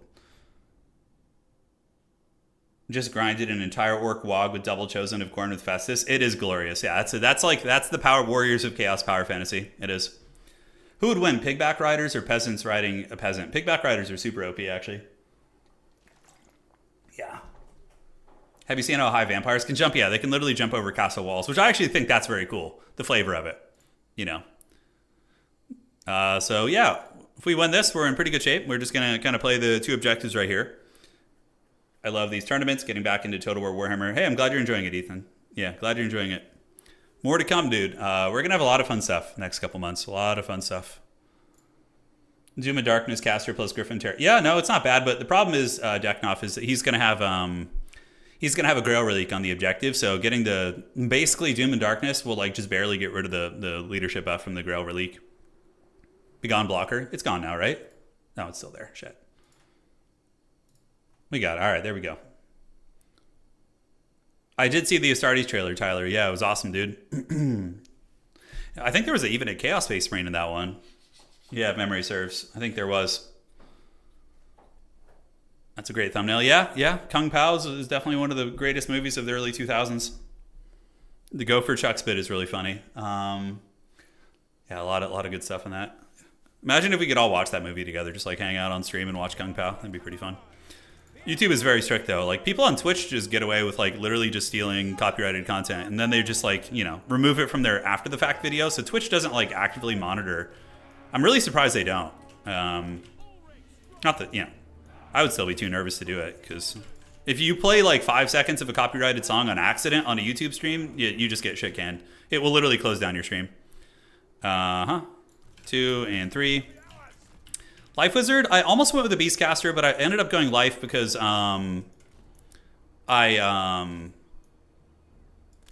going to be calling in Demogryph Knights. So that was the jam with that. All right, good luck, have fun. So we got Hawk and Long Rifles, which are very good, you know, huge range, huge punishment. We got some silver bullets on the back, and that's if Lewin tries to fly over, I can just start pounding him with, you know, bullet fire. Or any other cav, and then we're going to call in Demogryph Knights out of the gates to protect things. Is going to be the play. Yeah. That's a lot of notes. Yeah, so good. So good. I think this is actually quicker if we just go right here, although that's dangerous. I don't want to deploy on top of like Yeoman and lose my Pistoliers. So we're going to play it safe. He's got an 18 stack, which is pretty thick. Yeah. That is a thick old stack right there. All right, so let's get up, grab these points. We got what appears to be a lot of Battle Pilgrims. Oh, that actually, I might run into an issue. I don't have any, like, real good answers for the Battle Pilgrims. I mean, the Demogryph Knights can kind of fight them, but yeah. No, overall, a weakness in my build that I'm immediately seeing here as we get in. Empire Knights can certainly kill them, but it's probably not the most cost-effective. So let's get you guys like this. Yeah, it's going to be fine. And then we can get you out here and you out here. All right, so I'm happy to contest this point. Pistoliers will trade pretty well into these guys, and we can also poke Lewin a little bit. I am fine to get his healing cap going, so hopefully the Pistoliers will start shooting. Are they going to shoot? There they go. All right, so then we'll bring Toddy over to fight Lewin with a little bit of support. And yeah, he brings basically just a Beastcaster every single game. That's the one thing that I know about Blood Penguin is he's just always a Beastcaster enjoyer. So that is something that's nice. All right, so Lewin is kind of getting worked on a little bit, which is good, and I'm happy to just, you know, kind of go after him and trade where we can. And now we're going to get the Hawk and Long Rifles to start shooting at the Damsel here, and we're going to get you to start going after the Grail Relic. All right. So far so good. Decent little trading here, and we're going to move up and continue, and we're going to call in the Royal Outsurf Griffites. You guys can go right here, so let's get you here and you here. Great, and the Pistoliers, let's just keep trading here. This is great. All right, so Hawklands, we need to get on the Battle Pilgrims. Let's get these spears ready. And we do see heavy cav coming out of the trees, so we're going to get Demogryphs in now to help out a little bit. And we are holding that objective pretty well, so that's very, very good for us. So Hawklands, what do we want to be shooting? Honestly, yeah, just wasting a couple Battle Pilgrims, I have no problems with that. So we do route off one unit there. Toddbringer's doing work, and we do have a Demogryph Knight back here now, so they're going to be guarding. And you're here, and great. So yeah, I'm not hating it. I mean, Toddy's doing work. He's doing great. Yeah. Oh, shit. Oh, my God. What the hell was that? Oh, I had the wrong control group selected. Okay. Do this, and you guys can shoot here. Spearmen, and Pistoliers keep forming ranks here. And Toddy's going to keep doing his thing. All right, so Demogryph's just going to hang out and, enjoy company. We'll take down his archers if we can. So let's have you guys fight here. You guys fight here. Toddy's doing his thing, and the Pistoliers still just massacring peasants for now. All right, so we do get some heavy cav being called in by Bretonia. So those are Knights of the Realm. So we're going to take the hard grouping off, and we're going to shoot right here. Is he moving out of the flanks yet? Doesn't look like it, but we do have the demis at the ready. And one of the Hawkland long rifles just got real crazy. I don't know why, but let's call in some Empire Knights to come help screen that, basically. All right, so the Pistoliers are going to come back. Demogryph Knights at the ready, General, and let's get the Hawklands back and get these spears ready to intercept. We're going to awaken the wood right here to slow these guys down a little bit, and then we're going to come and just disrupt these peasant mobs. I don't know what the hell happened there, but yeah, don't ask questions. Just roll with it. All right, so we do have an objective, so it's not a complete disaster. We're going to go ahead and form ranks here, get the Demogryph Knights to maybe screen them out. Pistoliers and company and the Empire Knights able to run interference here and do some excellent work. Let's go after these archers. And now we do also have the Silver Bullets, who are going to keep a little bit deep set here. Demis as well. We just need to find a way to hold on to that outside point there. So we're going to go ahead and get you and you. Move up here and get some capture weight heading to that objective. All right, so Toddy doing some pretty good work here, getting some nice terror routes. Let's move the Pistoliers over there. Hawkland long rifles getting excellent work done. And in the meantime, we can go ahead and shoot these guys. Keep these guys ready, and we need to get the Hawkland long rifles back. Yeah, a little bit of Bronze Odia action there, but the terror routes here should be pretty real and should do some work. Good Flock of Doom for my opponent, and the Silver Bullets immediately wasting those guys, which is great. And we can do a little bit of a slow on them, slow them down, and great. So we do get the break right there. Are we holding on to the objective? Yeah, the Hawkland long rifles are getting a lot of work done, and cool. So we were able to get that. Silver Bullet screening is excellent. Let's shoot into these peasants right here and just keep screening. I think we're winning. It feels like we're in a commanding position. We do have some Knights of the Realm coming out, so let's get you and you. Turn on to the Knights of the Realm, and keep the Demogryph Knights nearby, so like a sweeper piece. And hopefully these State Troopers will arrive. Silver Bullets were able to get some excellent work done as a backfield sweeper. So let's call in some more Empire Knights. Yeah, should be pretty good. We're going to call them to kind of deal with this area over here. Toddy, in the meantime, is going to be fighting Knights of the Realm. Get you guys to move in. Pistoliers can just shoot whatever. And the State Troopers should be arriving at that objective soon. Should be arriving soon. All right, Silver Bullets can creep up. Let's get them shooting at these guys. And we have our Life Wizard back here. Is there anything we want to heal? Not really, so we're okay.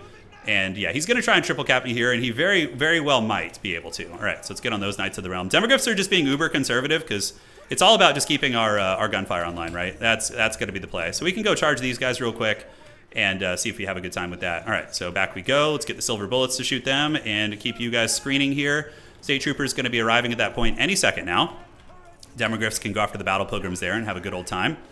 Hawkland long rifles just wasting a lot of the heavy cav. They're doing a lot of work. We're going to start calling up more infantry because that's going to be important. Silver Bullet's doing a great job because he's being very cagey with his cav out there, but we're at the end of the day going to trade pretty well there.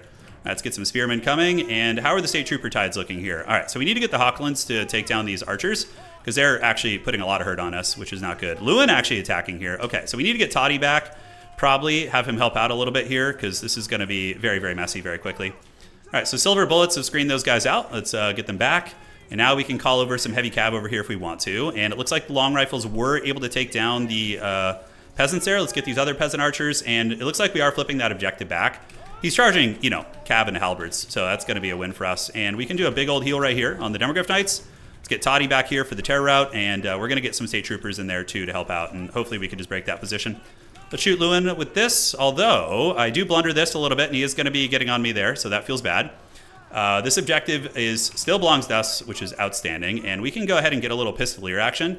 Just go park them right here and poke these peasants and see if we can start getting them off the objective. All right. So the Empire Heavy Cav should come back and deal with those Knights of the Realm. I think it's time to maybe call our Pistolier Corps over there and start stealing some objectives. Maybe we can get a leadership break here. We're going to have to see. So halberds move in on them. You get back up in the sky. Back objective is stable. Points are getting a little bit precarious. You know, it's getting a little bit dodgy. Let's get some spearmen over there to help out, and halberdiers can fight. Demogryph Knights need to come and clear these guys out. He did manage to get us with a couple units here, so now it's just time to just do like a full court press basically, and you know, play for the objective. So let's get you here, put you in control group 3, pull back, spearmen move there, and Toddy is basically just fighting Boris. Yeah, he's fighting not Toddy. Yeah, Toddy's fighting Lewin is what I meant. All right, let's shoot those men-at-arms. The Empire Knights got the job done there. Let's just kind of keep surging forward. We do have a really good presence on this objective. He does have the capture weight advantage, but those units are doing great. So let's move you guys back and call in some Free Company militia here. So we're going to get them to engage against these Knights of the Realm. We're going to come down and under, and archers set up.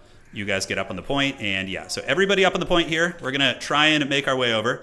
Empire Knights can come and, you know, try and help a little bit, but I think we're okay. So yeah, we're going to move up this way. Spearmen do arrive on the point.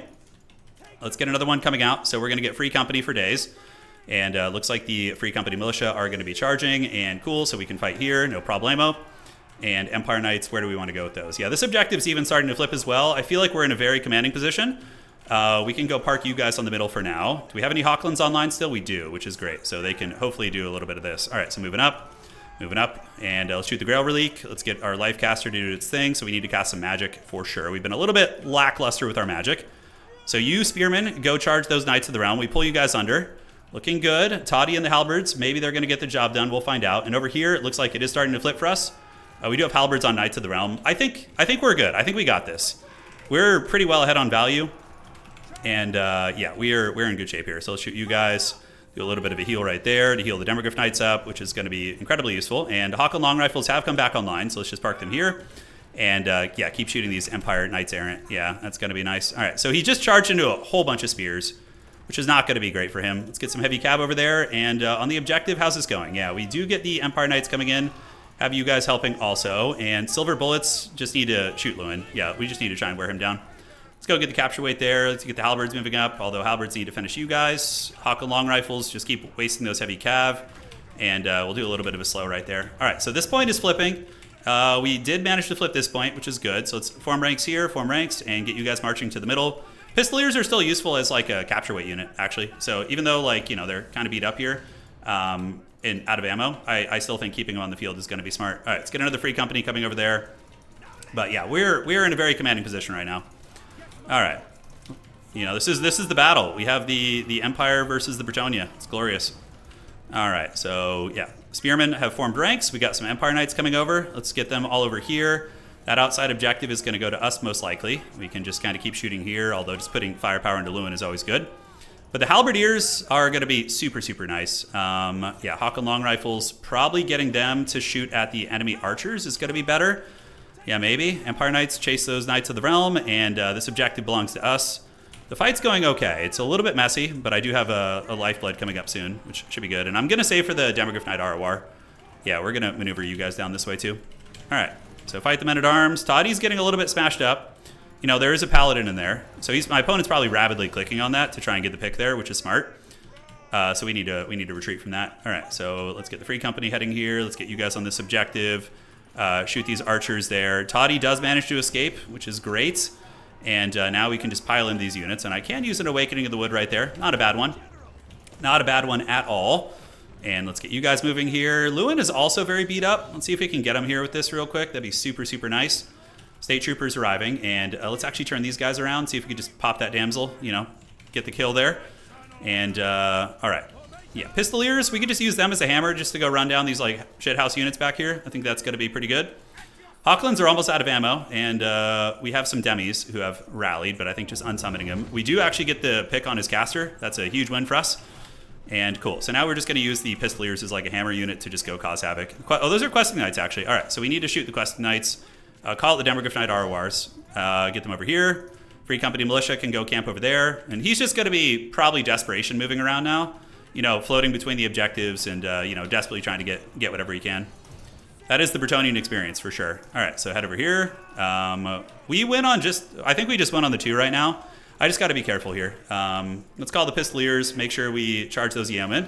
Let's get these Empire Heavy Cav to move in there. And we have the 2 Hawk and Long Rifles. What's going on here? Is this just like a Paladin or something? Okay. And you guys shoot here. All right. So Toddy is overhead. He's going to come in and try and get a leadership break. We do have an Awakening of the Wood, which probably Earthblood's better here. honestly. And we got you guys. Let's do a little bit of unsummoning on the halberds. Just keep these guys form ranks. And the big RORs need to come. Yeah, get that paladin. That would be a really nice pick. All right, so we have the leadership advantage, right? Because we have Toady here. Toady's going to be able to do quite a bit. Yeah, no plays going for the outside. And Toddbringer's just going to be cautious, but the Imperial's able to get it done. Yeah, Silver Bullet tech ended up being very good. All right, so let's come out here. Let's get the Silver Bullets going. And, yeah, Hawk and Long Rifles, we can unsummon them, although they still have a little bit of ammo. Still not going to be useless. And you guys can shoot these guys here. Toady has been a beast this game. He's been very, very good. All right, we're going to just commit to this fight, call some free company over, let the Demogryphs, get in there and feast, and we'll save an Earthblood for them.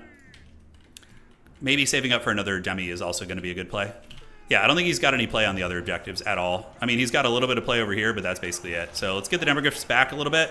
Don't want to throw Toady away and throw the game. So we're going to do this. We're going to get the Demis back. Get the Free Company Militia moving in to fight, and then we will engage the Demis with infantry support, which is going to be way better. All right, so what do we shoot here? Let's shoot the Knights of the Realm here. That's going to be A-okay. Let's get another Demogryph Knight coming out. Looks good. Shoot you guys, and shoot you guys. Demis can engage, Toddy can engage, and now where do we want to go with the Pistoliers? Hard to say. Let's just use them as like a Blade of Wounds here, basically. All right, so we're going to use an Earthblood. And we're just going to call in some halberdiers over here, which I think is going to be very good. Or maybe even just basic state troopers will be better. Yeah, let's get those state troopers coming up. And we can save the money for something else. All right, Demis are going to be a huge problem for him. Hawklands are out of ammunition. They have done absolutely awesome work this game. Let's shoot those Yemen over there. Silver Bullets are just pounding him too, by the way. Those things have been shooting the entire game, which has been an absolute menace. Let's get a halberd coming up. Halberdier, yes. Other Demogryph Knights have arrived, and we have such a powerhouse blob here, it's going to be really hard for him to thrive. Is he going for any split pushing? Doesn't look like it. Yeah, he's just all in on this objective, which is smart. Yep, Free Company can engage too. Toddbringer is going to just kind of juke and get away here. Royal Altar of Griffites, arguably one of the best cav in the entire game, are going to be up to no good, I can assure you. Okay, so Silver Bullets, let's go ahead and lure him over us here. We are up 12,000 against 9,000. Yeah, glorious, glorious. Let's get the Spearmen going right here. And, yeah, the Demis are actually doing some damage against Louis, too. Although, man, it seems like he's just been obstructed for so much of this game. You get a couple shots on him there. Toddbringer getting her done. And we could rip some shots there. Let's call our other Demogryph Knight Hammer into the back. And we're out of magic. Really good Flock of Doom, by the way. Really nice. Okay, Empire Knight needs to come out. I think that's going to be a good call. Silver Bullets get a good last Samurai on those Yemen. All right, so we're going to retreat. Sword of Corone here is very strong. It's very, very strong. Yeah, if we lose Toady, it maybe gives him a sliver of a chance, but I think as long as we just keep Toady alive. I mean, Lewin is a very insane fighter. He's very, very good, so we need to, put some respect on his name. One of the best fighters in the game, but the Demogryphs should win this fight. They should do pretty good for us here. Yeoman, let's go scare them off with you. Let's get the shooting back on this. 2 Demogryph Knights here. Let's pull them back. Get the State Troopers support in. Once the State Troopers arrive, we just butter their bread. Because he's not going to be able to grind through that many troopers. It's going to be too much. Yeah, just keep shooting Lewin. All right, Toddbringer. Excellent generalship here from him. He's been surviving, and that's going to be it. All right. That's always a fun matchup, that one. It's always a good time. Yeah, Footscars would not be good in that matchup. Battle Pilgrims are a good infantry in there. They beat State Troopers pretty decisively. Yeah. So Toddbringer did good. Hawklands 1,500 and 1,400. Silver Bullets 1,700. Pistoliers also, got their value back more or less. Demogryph Knights were solid. The basic ones did better actually, but they had hard fights. But yeah, it was a good game. Empire vs. Britannia. I actually don't even know who's favored in that these days. Maybe, I don't know. I feel as if it's good for Empire, but I could be wrong. GG, well played. All right, so that's a solid win. So we're basically chilling now. Our odds of making top 4 are extremely good. Granted, I'm using all my best factions in the early rounds, right? That's the downside of my playstyle here. Yeah. Okay. Solid win for us. And that's going to be for the Empire. We had to show who the true powerful human faction is. It's the Empire. All right. Yeah, no, but all jokes aside, Britannia against Empire. I really don't know how that matchup goes. I'm gonna ask him, actually. I mean, it's only been played that was literally only the second time it's been played that whole season. How does Empire versus Brett usually go? Yeah, I'm asking him what his opinions are. I'm like, how does Empire versus Bretonia usually go? Even, Empire favored? I'm just curious what he'll have to say. I'm curious. Empire's a really good faction. This archetype, by the way, if you are an aspiring tournament player and you want to play the Empire, this is one of the strongest archetypes out there. State Troopers, double Hawklands, Skirmishers, Toddy, and insert whatever caster you need, followed up by whatever cab is relevant in that matchup. If it's a Chaos faction, Knights of the Black Rose. If it's something you need anti-large, Demis, right? This archetype is very, very good. It's very, very good. Yeah. So there's that. Yeah. Nasty.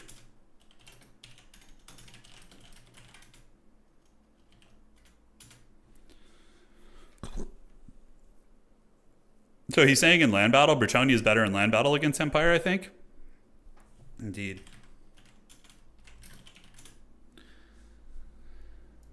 So he's saying Bretonia beats Empire in domination mode by stuffing them back and triple capping them and then just winning on points. And he's saying in land battle, it's better. It's a little bit more better option for Bretonia in land battle. In domination, he said Hawk and long rifles are what make it difficult, which I 100% agree with. I think he's right. Probably like a 55-45 matchup for Empire, but he's so good that it's still a super hard fight, Yeah, tomorrow we're doing Bannerlord. We're gonna play a couple more episodes of Hans von Haggard. We'll probably do 2 more episodes, long ones though, like 5-6 hours, where we're gonna have a mission. We'll deal with chaos, and then hopefully in the final episode we can get like a cannon or something, and then we can have an epic finale with that, which is gonna be fun.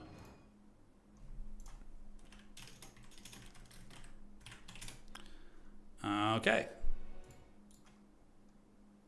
So where are we at right now? What is cooking?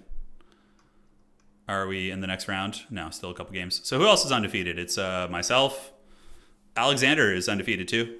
So he's going a little bit ham tonight. So we're probably going to play Alexander in the next round. And I just like, part of me is like, I wish the tournament would just end after round 4 so I can, get all my good factions in there. Although Kislev I'm really out of practice with, but I'm excited to play them. Kislev is very fun. If I can find an excuse to use Streltsy, dude, I'm happy. I'm happy, Yeah, we're in good shape. Yeah, Bretonia does struggle against that Mac. I mean, in Empire is a faction that can very adequately defend its backfield. You have really good cav of your own. So you can fend off like Bretonian dives. And like if Bretonian characters try and dive your backfield, you have silver bullets, you have your own combat characters. It's nice. Yeah, vampires are strong. I've done the Herdstone today, the reward. Yeah, no, I did a Herdstone too. It's pretty fun. It was really sweaty though. We lost a lot of stuff at the Herdstone when we played it. Yeah, we lost a lot. Yeah, Kislev is not broken now. They're totally fine. Kislev, I think, sits at 50% win rate. Yeah, literally 49% on the dot. Like just 64 wins, 66 losses, and yeah.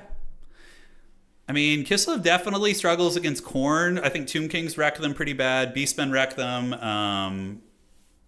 Dwarves just annihilate Kislev. But aside from that, like most matchups are playable for them, I would say. Embrace the pick 3 with 2 matches per faction. Embrace the pick 3 with 2 matches per faction? I'm not sure what you mean. You mean a different format? Like pick 3, ban 1 type thing? Or Huntsmen are not that good against Bretonia, no. Like what you saw from me is like typically what you bring against Bretonia. Blood Penguin is probably the best Bretonian player in the world. And if we can make a build work against his Bretonia, then it's the right direction, right? So, yeah. Hawkland long rifles are your best friend. If you can protect them, Bretonia is going to cry and they're going to suffer. Yeah. Because they wreck archers too. Like the Bretonian archers will shut down handgunners and they'll trade into your archers uber cost effectively, so you don't want to do that. Yeah, because the huntsmen don't do good enough against the armor. They don't. You could, in that matchup, you could feasibly bring like a big landship or something too, or like a steam tank, but it's risky, it's risky. Instead of pick 6 factions, pick 3 factions and repeat each faction once. Interesting. Okay, yeah, so I don't hate that idea, Bob. Like that's a way that newer players could participate in this format without feeling like they need to know how to play 6 factions. That's the only criticism I've heard of this format is like a lot of the veterans might know 6 factions, but Newer players are just learning 2 or 3, right? So that's Trixie Hobbitses. Yeah, I don't hate that idea. I think it's a good idea. How are we looking? Okay, so Silvos and Attack Speed Enjoyer are playing. We actually don't have a super strong tiebreaker, although I think with 3 wins in this small of a tournament, we're guaranteed top 4. It's, it's like 20 people or something, 15, 20 people. Imagine a league where everyone has to play every faction. That would be pretty sweaty. Yeah, so what factions do I know well at a competitive level? Okay, let's go through this. Chaos Dwarves, I have, I think, pretty good mastery over. Nurgle, that's 2. Warriors of Chaos is 3. Skaven, that's 4. Empire, that's 5. I would say I can play 5 factions at a very, very high level. But beyond that, like, I kind of know Greenskins. I kind of know Kislev. I kind of know Khorne. But Khorne is just so unga bunga. You could teach a monkey to play Khorne. Yeah, just like monkey. Here's what you do, monkey. You bring these, and then you just get the Hellforged Bellowers, and then you just march forward with mass infantry and win. It's like so unga bunga. Yeah, it's very, very unga bunga. Beastmen are really strong, man. Beastmen are such a good faction. If you have really good micro, I always recommend Beastmen. Like Centaur, like Swarm micro is insane. It's so frustrating to deal with. I'm not very good at Beastmen. They're one of my worst factions, probably. I'm bad at Beastmen. I'm bad at Dark Elves. I'm pretty bad at Bretonnia. I'm very bad at Grand Cathay. Yeah, those are the ones I just would say I actually suck at. Like I really, really just don't know how to play them. Dark Elves are fine, I think, in the hands of specialists. They're just hard to play. That's why their win rate's lower, because you have to remember the win rate isn't just high level players. It's everybody who plays in our tournaments. And Dark Elves are extremely unforgiving and hard to play. I think we have a couple mains that play them. Like the gentleman we played earlier is very good, Attack Speed Enjoyer. I think that Chibambu is very good. Chimbambu is his name. He's beaten me with Dark Elves a handful of times and done very well with them. Yeah, Hellforged is banned, not in all tournaments, but I think now it's pretty much ubiquitously banned. How do you play Kislev versus Nurgle? I always struggle. Yeah, Kislev against Nurgle, you probably go sleds. Like, the heavy war sleds would be my play. I would probably do something like this. Like, there's a couple options, though. You could go wide bow line, but you need something to kill the Nurgle infantry. But horse archers are pretty damn good in that matchup. They can, shoot past the gores. And then you could even go with, like, a couple heavy war sleds. Like this kind of style would be pretty good against Nurgle out of the gates. But there's other ways, You can definitely just go infantry with, like, things in the woods. Yeah, the big thing, Nurgle just spams infantry. You occasionally will run into, like, Plague Ogres, but if you just have, like, a little Grom back there bombarding them, you should kill them. Yeah, Kislev's fun. There's a couple of different ways to play them. There's a couple different ways. Yeah, the double cultist. You could bring, like, a character that can kill infantry, There's, who would be the best character for, like, just straight up dunking on an infantry unit?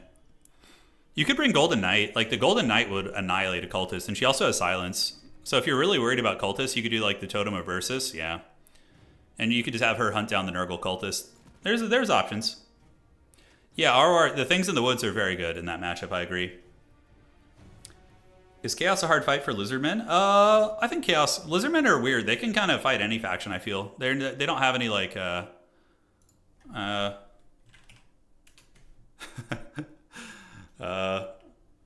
I actually used my top 3. So now on to Kislev. By the way, my poor butt, my opponent Alexander, he's saying that he's having hand pain. I joined the club, dude. We're gonna have the crippled hand duel. There.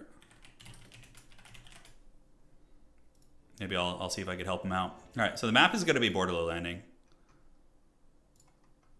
Okay, it's got to be Borderlow Landing. Here's the map, and we are on Kislev.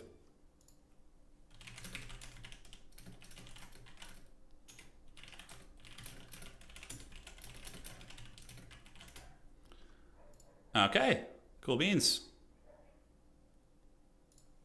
And he's on, is it Vampire Counts? I love this matchup. Okay, this is an opportunity, since I think am I guaranteed a top 4 spot? Let me check. It's a little dodgy, actually. Although I think with Alexander as my tiebreaker, another undefeated player, I should be in the top 4. It also depends. Blood Penguin should win too, probably. I have a forbidden build here that used to work for me back in the day. Now, I don't know if it would work anymore, but we're going to try it. All right. So we're on Borderlow Landing. All right. That's going to be it. And we are going to get you guys en masse. Yes. And, oh, I'm so excited for this. This is going to be super fun. Yes, this build is so cool. All right. So what character do we want to get, right? That's the question.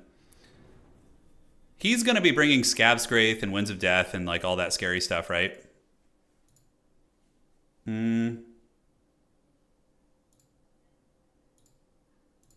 Let's see what Hellstriders. Let's see. I'm not sure.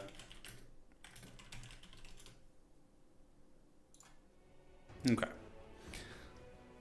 So against vampire counts, what do we want to bring? Do we want to bring the Golden Knight? She could be kind of cool. Maybe chase down some foul vampires. Although White Kings are very heavily armored, so I don't even know if she could like kill those effectively. You're probably going to be fine. Let's see what we can do here. Okay. Okay, that's a start. Yes, Precious, yes. So we're going to go ahead and do this, and we're going to do the old... oh, that would be so cool, too. We got some neat options here, ladies and gentlemen. It's going to be fun. Okay. You think it's going to be a Cackling Master Necromancer on a Hellsteed? Very viable, too, for sure. Not a bad choice at all. Not a bad choice. Okay. I'm bringing a cool build. It's a little risky, but I think it could pay off largely. Okay, and then do we want to get this? Yeah, that's fine. And then let's get you with this and this. Okay, so that's what I'm going to need to be able to afford. Man, oh man, this puts me in a bit of a pinch financially. Okay, let's cut this out and we'll get you in reserve. And then we're going to get you and you. 33 gold for reals. Don't do me dirty like this. Too expensive spells, man. They're so expensive.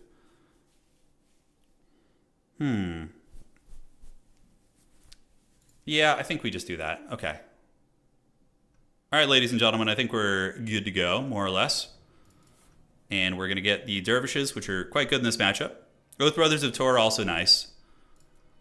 We're going to need a little bit of this, I think, to deal with the infantry here.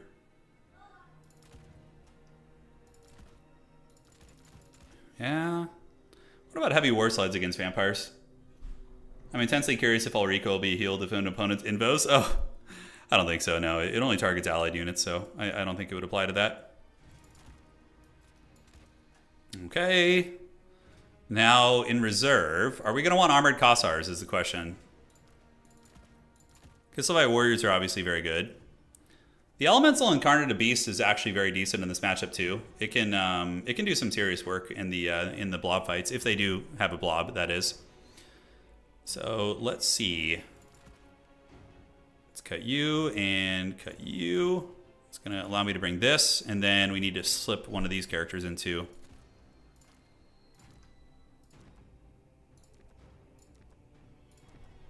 Okay. So that's what, 600 gold? That is an awkward amount of money we have left, guys. It's very awkward. What about heavy cab in this matchup? I don't think they're that good, like the Winged Lancers and the Griffin Legion and stuff. I feel like I just feel like they're not going to be excellent here. Could be wrong. Could be wrong indeed. 750. Yeah, we're living La Vida Loca here, guys. This build is definitely going to be hog wild. I think we cut one of you, and then, man, 1,000 gold for that. Yeah, Kislev did eat some nerfs in the days of old.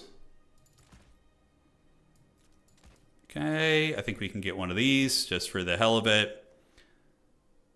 Oh, it's so expensive. Yeah, Little Grom. Do I like Little Grom here? I think I do. I think Little Grom's nice. Although it does... You do kind of have to babysit it. You do have to kind of watch it in the shadows and keep tabs on it, you know? I feel like I'm just so light on infantry. All right. That'll do, Pig. That'll do. Yeah, let's see how this goes. This is a bit of an experimental build, but it could work very well. Yeah. I just tried to shoehorn in too many big things. Okay.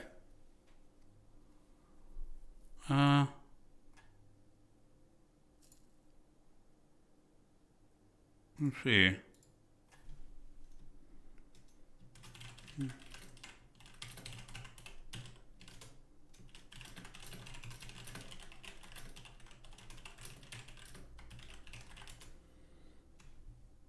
Okay.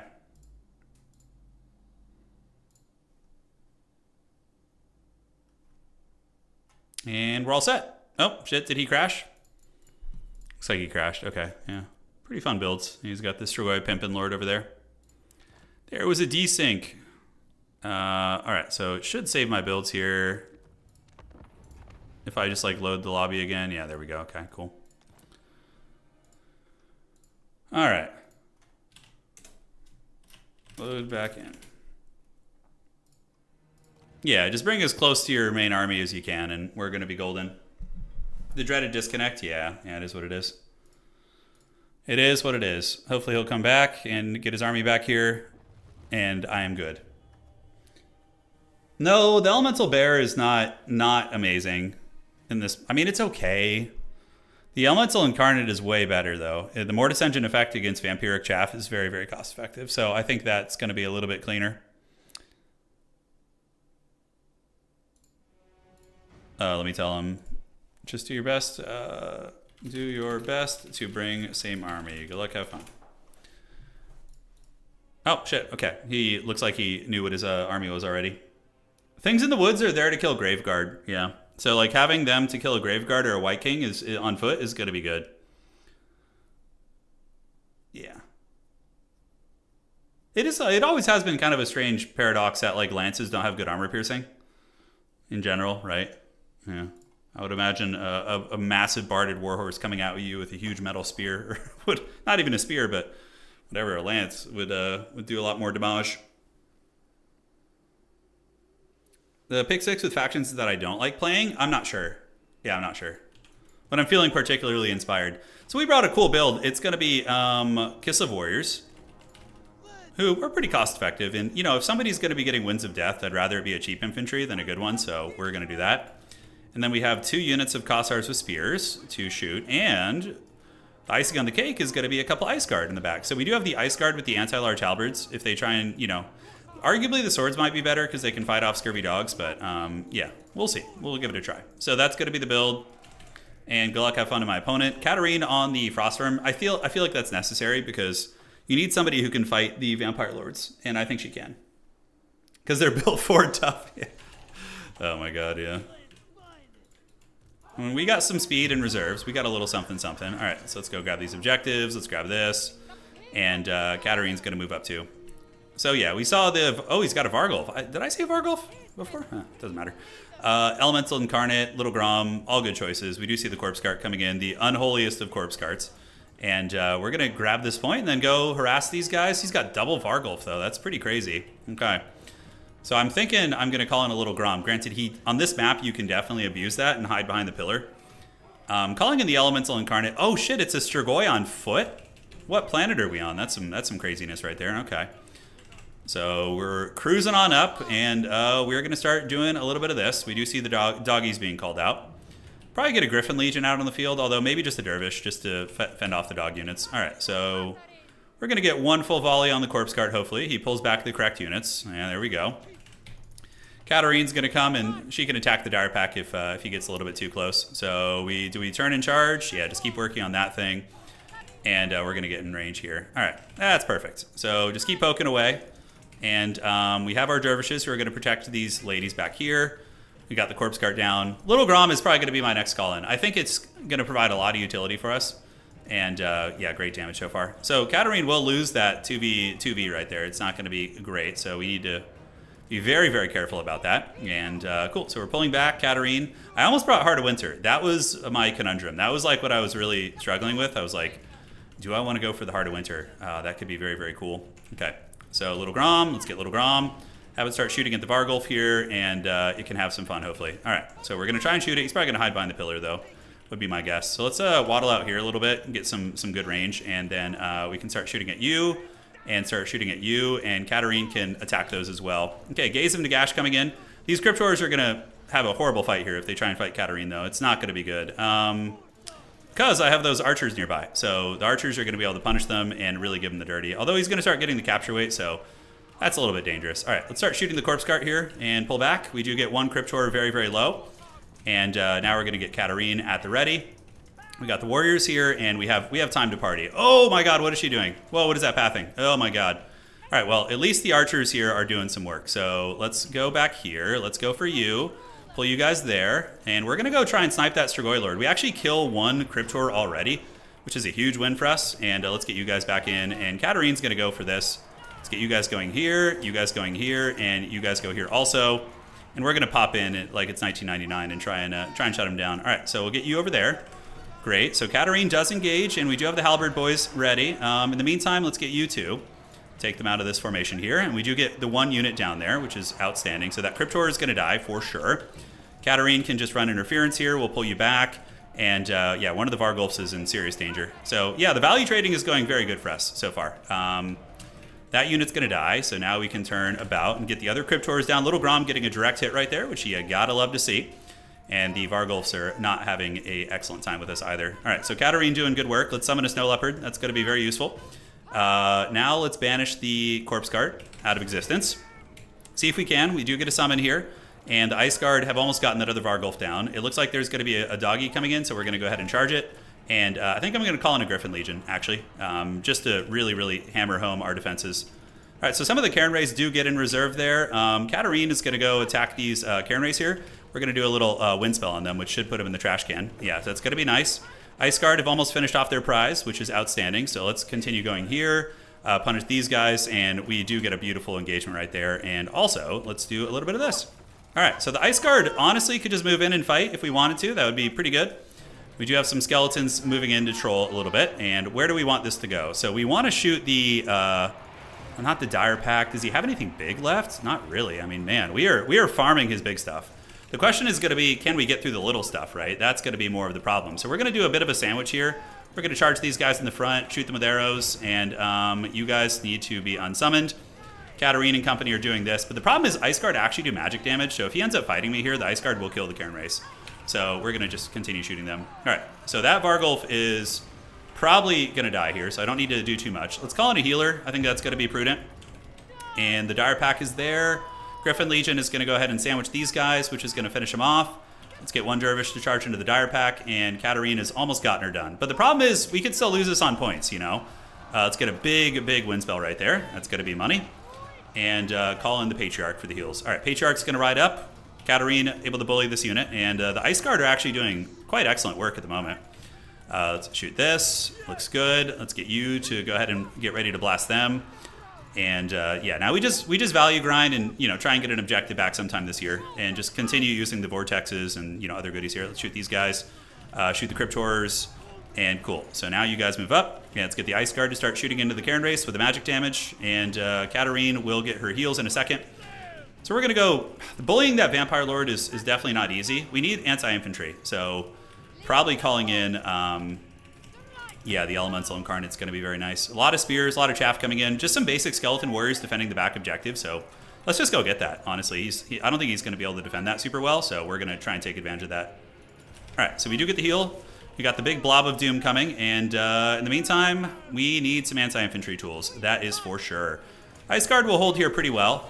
We can charge some of these guys in. Katarine can do her thing. Let's get another wind spell there. And on this point, we're going to get the Griffin Legion to charge you and surround them, and then, potentially just threaten that point. So Elemental Incarnate's going to be our next call-out. I think that's going to be pretty good.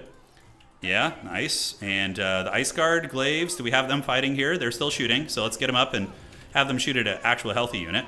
Zombies are getting canned, and the Griffin Legion is going to annihilate those skeleton warriors, obviously.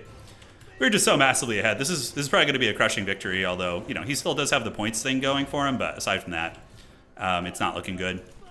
All right, yeah, Cairn Race into the Ice Guard here is fine. Ice Guard are kind of a cool niche tech unit there, aren't they? All right, we'll get a wind spell. It should hurt him. Yep, nice. The magic units do get pounded. And Elemental Incarnate Beast is about to be out, but we're going to get his back point, so that's fine. And yeah, then we just call in the Incarnate Elemental Beast and we just give him the dirty. All right, so looking good. And let's go ahead and get the Frostfang right here. Is that a Graveguard unit? Right in the middle of that mass should do good. Let's pull you guys away. Ice Guard defeating Cairn Race, which is just super heavy metal. Ice Guard are so cool. Just the power ladies of Warhammer. Look at them getting in there. They got those cool glaives, and magic damage is super good utility here. Cool. So yeah, more spookiness on the way in. Little Grom, we need to be shooting into actual decent targets, and now we're going to just run into the woods, sacrifice the Dervish, and get the Griffin Legion away. And the Kislev, they understand when sacrifices must be made for their brothers, you know. But that will stem the bleeding on the points a little bit, and now this Strigoi Vampire Lord is going to get punched right in the wiener. He's going to have a really bad time. Let's get another Halberd coming up and get the Griffin Legion running back this way. All right.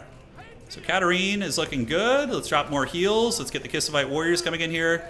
Do a little bit of a Vortex right there. And yeah, now we just kill this freaking Strigoi Vampire Lord with the Elemental Incarnate. So move up on the point. Little Grom, you know, can... Wow, the Hex Race actually took a surprising amount of damage. But yeah, looks like we're good here. Ice Guard are coming, and a new target for Little Grom, so we're going to shoot into the Corpse Cart, and we're going to switch the Ice Guard shooting onto it, and just keep hunting the Strigoi Vampire Lord. And now Things in the Woods will be our next call in here. Griffin Legion can come back around. Little Grom should be able to punish that thing. We will see. But eventually that vampire probably will die. It's just going to take a minute. Let's move you up, and you guys up on the point. Everyone up on the point here. Patriarch up on the point as well. And the Incarnate Elemental is struggling to make contact. It's struggling a little bit. He's not threatening my back objective, is he? I don't think so. All right. So let's just go Cycle Charges Reinforcements a little bit. These are Skeleton Warriors. Are they real or are they summoned? It looks like they are real. Katarine needs to get on top of the Corpse Cart here. I'm just trying to hammer that thing down. And now we have some proper shooting to punish these guys. So let's get you guys away. Have them start ripping shots here. Up in the point you go. And it's only a matter of time. It's only a matter of time now, I think. Yeah, Griffin Legion is going to be chilling. Skeletons have just shit capture weight. Little Grom, you know, plus Ice Guard with magic arrows. That's the unit I was actually a little bit on the fence about, was the Ice Guard. I was kind of like, do I bring the Ice Guard? Are they going to be a meme? Am I just going to like, you know, but I actually feel like against all the ethereal units, they had a pretty good place. All right, shoot here, shoot here. Patriarch can chill out, and now there's no way. I mean, he's so behind on value. He's going to basically get tabled here. That Strigoi Giga Chad, though, is doing work. He's actually, yeah, pretty impressive. Let's call you in, get the Ice Guard to shoot here, Kislev Warriors, let's get some Armored Kossars coming up to party. We do get some sneaky doggies in the backfield, and the Griffin Legion can just go hunt them down. He's going for my artillery, but we can just use these to hunt and pull back the Griffin Legion a little bit. Katarine's doing good, taking some damage, but no problemo. We're going to definitely hit that guy here in a minute with the Death Frost. So Griffin Legion can go hunting. The Elemental Incarnate is killing the Strigoi Lord. So we're going to go ahead and... yeah, you know, I could overcast it. Sure, why not? Let's just... Although, does that just increase range? I can't remember. Yeah, a little bit rusty there. Well, Little Grom's doing it. It's putting some hurt down, and the Dire Pack is running back into the trees, which is fine. So we'll just call it you, and then just keep this guy kind of parked right here. Shoot into the Skeleton Warriors. Almost got the Vampire Lord dead. He's almost been banished. Fort Ursin. Yes. All right, so where are his preciouses? Yeah, there they are. All right, so we're just going to go chase him. He's sweating pretty hard over there, but not going to save him here, I don't think. Vampire Lord's dead. Yeah. Cut the head off the snake. GG, well played. So undefeated in rounds of regulation. GG, well played. All right. And let's see what we got going. We're there, boys. So Zarina was a beast. She was awesome. Her anti-large beating down the Vargulfs was very effective. Ice Guard 1500 and 1900 on the Ice Guard. Friggin' awesome, dude. Love when elite things like elite niche units. Speaking of a niche unit, here you go. You want the Ice Guard. They're pretty good into this matchup, it seems. Especially if your opponent goes ghostly units. Incarnate did fine. Little Grom got 1700 value. Just everything clicked, honestly. Did he forget to capture his home flag? Not that it would have saved him, but it's yeah. Well, you know, I have Nurgle in the semifinals and then Greenskins in the grand finals, which is a little bit dangerous. I used all my good factions that I'm really good at in the first rounds, but hey, it got us to the top 4, which is more important than just, you know, not getting there, right? I think so. At least we have a chance now at winning the tournament. Oh, almost clicked a button there. All right, so let's refresh this. And let's break it up here. Yeah. So it's going to be 1. That's going to be this. And then we got Kislev. I think vampires can beat Kislev. I just think his build was off. Yeah. You need Winds of Death. Winds of Death just wrecks Kislev. Like if he's just using Manfred and just casting Winds of Death on my Ice Guard, you know, then I would probably rethink the whole Ice Guard thing. Yeah, Manfred, double Scab Scraith. Like, you need Manfred double Scab Scraith against Kislev, because Winds of Death will blast their good units, and then Scab Scraith will kill the Kislevite warriors, and then you just grind them down. I actually think vampires can win that matchup pretty consistently if they play the build correctly. It's very winnable. It's very winnable. Like, I'll show you guys a build that would probably just... I'll show you guys a build that would have, I think, crushed what I brought. Because Ice Guard were good because he didn't have Winds of Death. But if he had Winds of Death, they could have just gotten one-shotted. Unless I dodge it, you know, if I'm watching really closely and I notice. So you want the baldness. Just put him on a Hellsteed. All right, and then you're going to go ahead and get Winds of Death and Invocation probably is. And you could bring Raise Dead too. Yeah, but something like this. Curse of Undeath is good. Hunger is good. Yeah, all right, great. So, yeah, zombies. These guys. And also, you need Vargeist in that matchup. Vargeist are really disruptive. He didn't have those, so I was pretty lucky about that. Okay, so that looks good. Then you go double Scab Scraith, boys. These guys on foot will annihilate my front line. Like, if I don't bring armor, these guys will wreck you. And if I bring armor, Manfred takes care of it, right? So, all right, reserves. I think you just stay low to the ground. Even now, you know what? Actually, Graveguard Halberds might not be a bad choice. Like, these dudes would be pretty pimpin', actually, now that I think about it. Yeah, that's actually really cool. Okay. That is actually very, very cool. Okay, so also if you want to like contest the objectives a little bit, you could go like Dire Pack plus Doggo. And you could run up and grab objectives quickly too. With the Dire Pack and then with Manfred flying overhead, I think that'd be pretty nice. Fellbats are good here. I think a couple, maybe like one Direwolf is going to be fine. Cryptors are a good call-in at some point. But yeah, the Vargeist are going to be like your best friend. They're super nasty. I don't know how I feel about the Karen race. They didn't seem to be terribly effective. So we can do the Devils.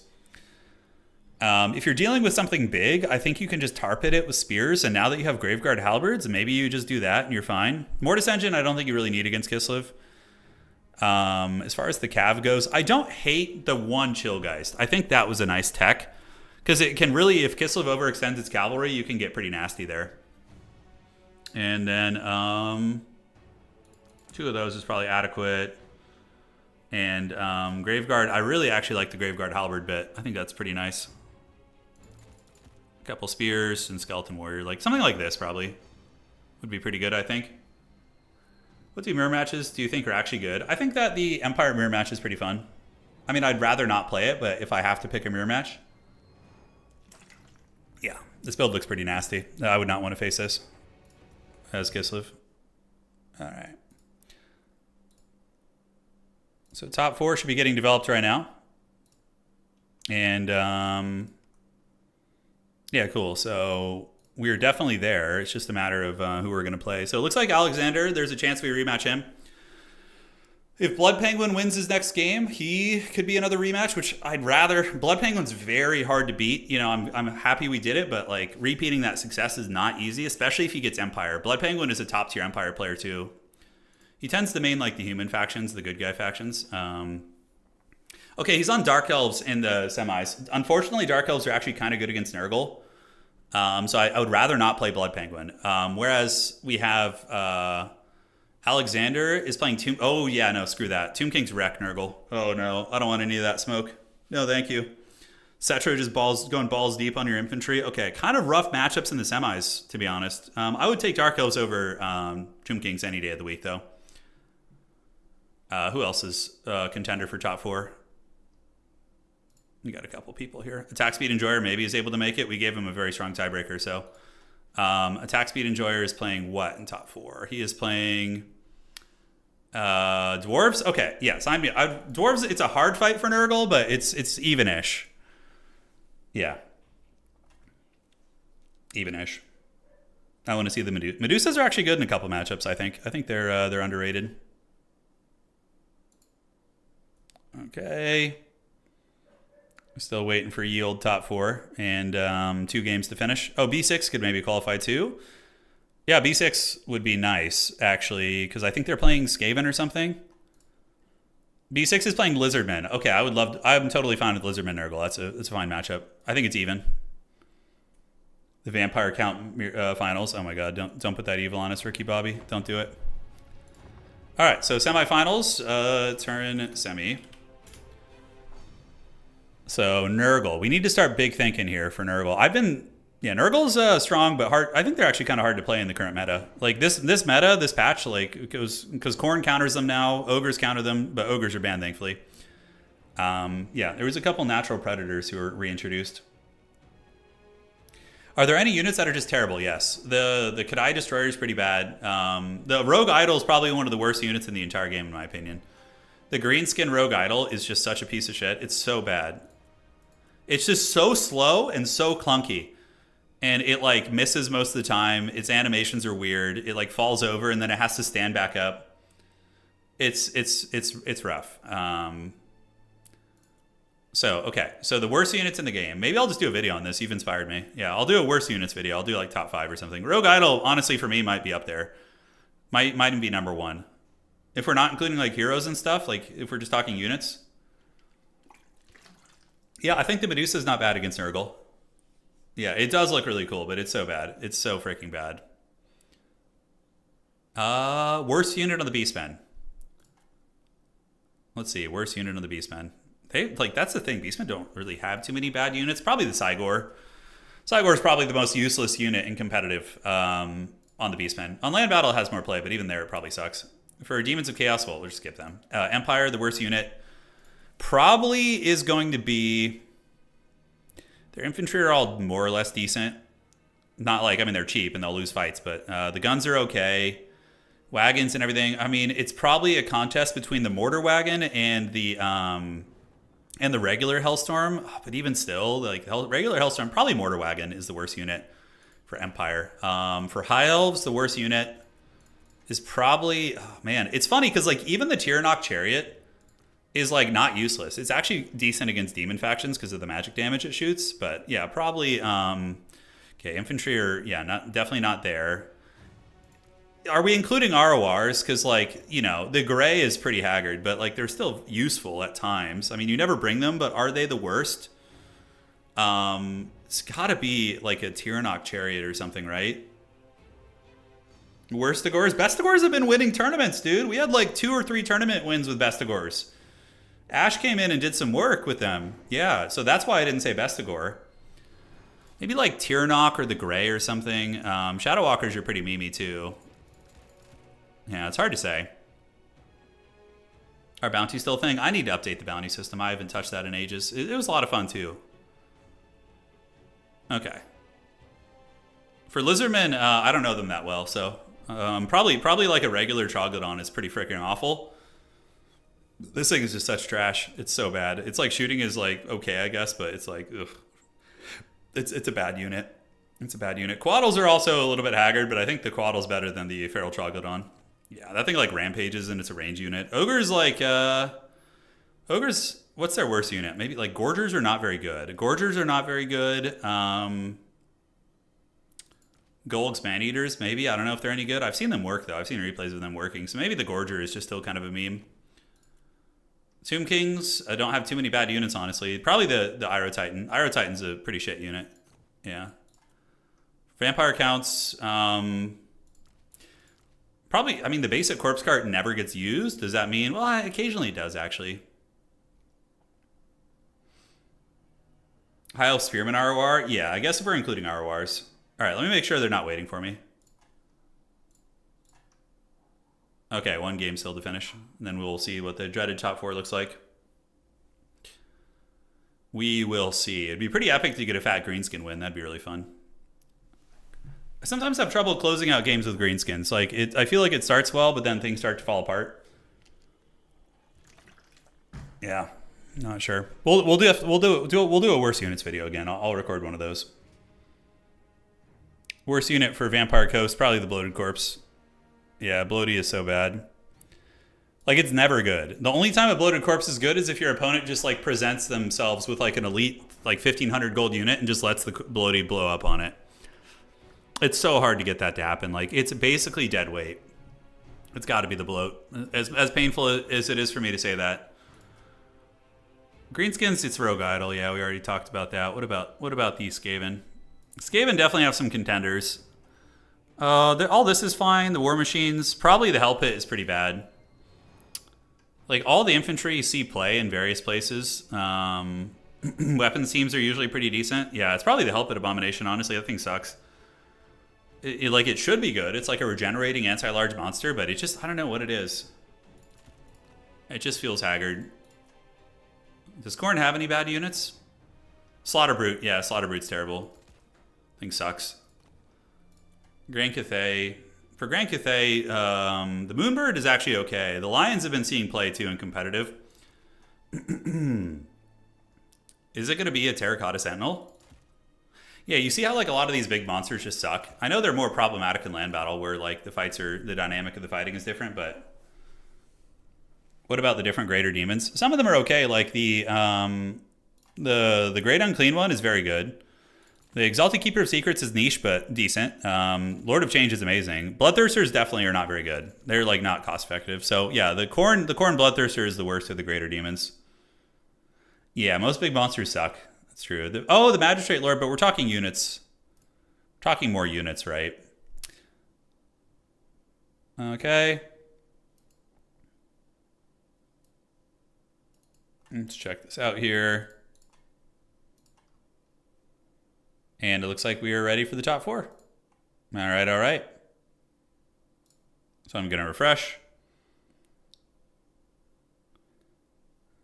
Yeah, it's always the big monsters, yeah. I wish it was like that in tabletop. I wish big monsters were not that good in tabletop. I wish they were like Fringe.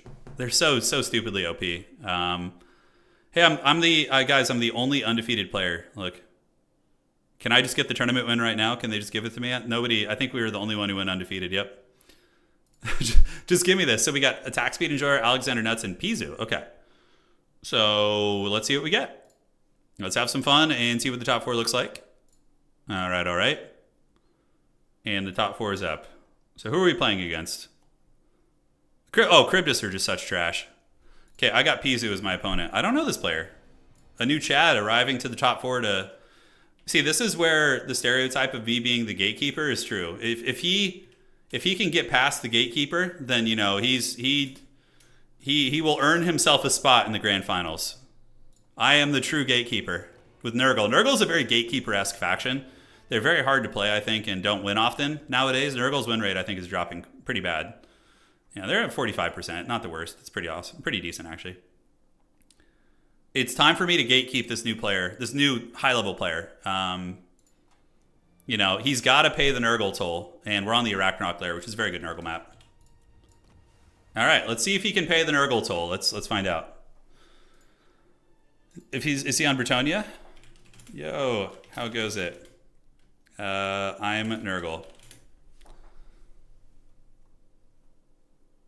CA sold us the same monster 3 times. The Kadai, the Vortex. At least the Vortex Beast has... Oh, God. Oh, no. He's on Tomb Kings. They're such a counter to Nurgle. Oh. Okay, we're not out of this. It's going to be hard, but this is a very cursed matchup for Nurgle. Very cursed. Nice. I'm glad have fun. All right. So this is a hard counter matchup, in my opinion. But I think we can win it. I think we got the schemes. I think we got the big schemes. Plague Ogres? No, thank you. Plague Ogres just get wrecked by Great Bows. It's not a good look. I do dare say. Okay, so we're gonna throw you in there. Let's get a couple Marauder Horsemen. Let's play the objectives. Plague Bearers are pretty good in this matchup. I like them. They just kind of tarp it and just troll the objectives and stuff. Turns out skeletons can't get sick. Yeah, that's exactly it. That is exactly it indeed. So the light cav spam here is a little bit of a problem for sure. It can be very menacing. Okay, so the Lord Choice, like, the problem is Cetra just goes so balls deep on you here. He is such a menace. Are we going to get you? Yeah, I think that's fine. Rot or Die. So we're going to be dealing with, like, Sepulchral Stalkers, Ushapti Greatbow, just so much nastiness. Yeah, it's a scary one, guys. It's a scary one indeed. Reinforcing units, Forsaken, are pretty good here. They're actually excellent at killing the skeletal infantry. Plague Bearers in the starting army is good, but yeah, beyond that, Just got that and that. Okay, so I think we're just going to bring this. Yeah, it looks good to me. And then we will need to bring this gentleman here. I mean, there's an idea of going wide and stuffing your opponent back and just using like Nurgle spell spam. But you could also try and hunt down Cetra with your own Chaos Lords, but I feel like that's very difficult. Like very, very difficult. Yeah, so we're just gonna, I think, change the strategy here. I was thinking about it, you know, the idea was tempting, but overall, didn't seem great. Okay, so that's gonna be the starting build. No, but you can't. If you go Tamarcon, he just gets wasted by Great Bows, dude. They punch you right in the dong, dude, right in the wiener. Our Soul Grinder also dies to Great Bows. It has longer range, but like it doesn't do enough damage to justify it, in my opinion. So yeah, I think there are better choices. Chosen, not very good here. Pestigors are okay as like a Vanguard pressure piece. They're not the worst. Shielded Chaos Warrior, he's probably gonna do like an Ushapti push, would be my guess. Like just some scary Ushapti. Bonetonia, yeah, they can definitely play Bonetonia. Bonetonia that's a very, very apt way of describing them. Their cav can be very, very disruptive. Okay, so that's gonna be fine. And then, do we want to play Gogre to try and fight off Ushapti and things like that? I don't know. Seems a little bit shady to me. A little bit shady. Distraction Carnifex for the bows, yeah. Yeah, for sure. There's a pretty well-defined way of playing this matchup, and we're gonna hopefully make it work. Furies aren't a bad choice, although sometimes you invest too hard in Furies, and Tomb Kings are so good at protecting their backfield that it just ends up being shit for you. It's just like bad. Foot characters are not very smart here because of the prevalence of Cetra. Cetra just annihilates them. So if you're not gonna go all in on like trying to kill him with those, yeah, you gotta be careful. Okay, Nurglings. Do we want Nurglings? Little goblins. Nurglings can definitely grind with skeletons pretty adequately. Plague Ogres. Do the Plague Ogres really do anything for us? I mean, they certainly can battle the Ushapti, but they're weak against so much, it feels like. They're weak against so much. Chaos Knights. Chaos Knights are okay here, but Rot Knights are actually better. If you're going to go for a Knight unit, the Rot Knight is better, in my humble opinion. All right, so let's do this. And do we want an Exalted Plague Bearer by chance, like the Big Daddy one? Might not be a bad idea to just have a Festering Stooge lurking about somewhere. Maybe, yeah. He could go Arkin too. Arkin is definitely a little bit frightening. This is a rough matchup though. Hopefully we can find a way to win it. But, you know, this is what tournaments are all about, you know, overcoming adversity and trying to find your way out of tough situations. Plague Toad's not very good. Bile Troll's actually not a bad call. Not a bad call on the Bile Troll, I don't think. Little gremlins, do they resurrect models? No, they do have damage reflection, though, which is kind of cool. Okay. Yeah, I think we're ready to party. Good luck, have fun. This is as good as it's going to get. Oh, he has a cool banner, too, and everything. So is he just going to go double Sphinx and just trundle around and just cackle at me? Probably, right? It's probably going to be double Sphinx. Evil, evil double Sphinx. Which you can chase, but... Yeah, the double Sphinxes are pretty troll. They're not fun to fight. Okay, 675. I think we'll get you, and then can we get 2 Nurglings out of this? Can we get 2 Nurglings in a trench coat? Can we get 2 little goblins in a trench coat here? Maybe.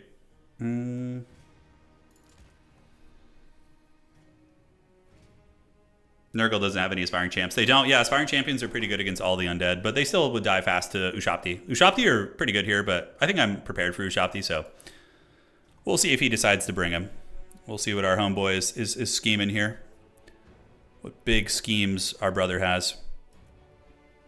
Chosen with Great Opens, what are their applications here? Will they beat Ushapti down pretty bad? Probably just die to like Bombard and Ushapti value trading, which is tough. Yeah, awkward amount of money to have left. Very awkward indeed. The Death's Head Grenade guys, also cool, but you don't want to have too many expensive units in reserve. That is for sure. Yeah, that looks all right. That looks good to me. All right, guys. We need pigback Nurglings. You need to stop with this. We don't need any pigback anything, dude. I hate pigback riders. They're just such a bullshit unit. So pigback riders, I don't know if you guys know, but they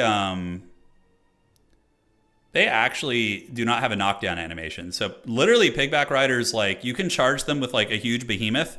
They won't get knocked down and they will immediately retaliate against you instead of being staggered or knocked down. Or I don't know about stagger, but knockdown I know they don't have. Such bullshit. All right. So do you want this? Yeah, that's a really good item there.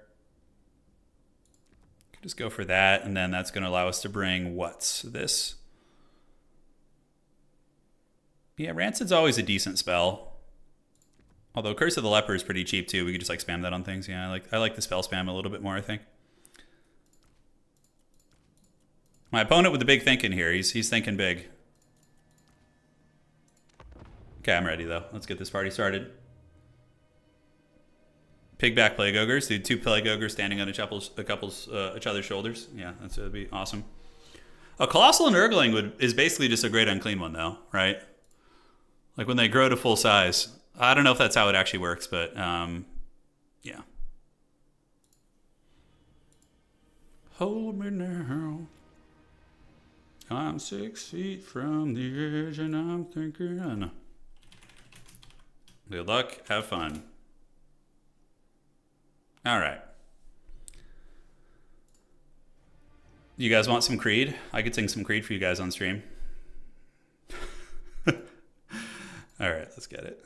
Dude, Creed is definitely an earworm. Even if you don't like them, their songs are very like catchy. It's just it gets stuck in your head. Like you guys, just because I briefly said that, the rest of the night you're probably going to be like on and off thinking those lyrics. Kugath was originally a Nurgling until he fell into Nurgle's Cauldron. See? Oh, I would love to go to a Creed concert. I would love to go to a Creed concert. Yeah.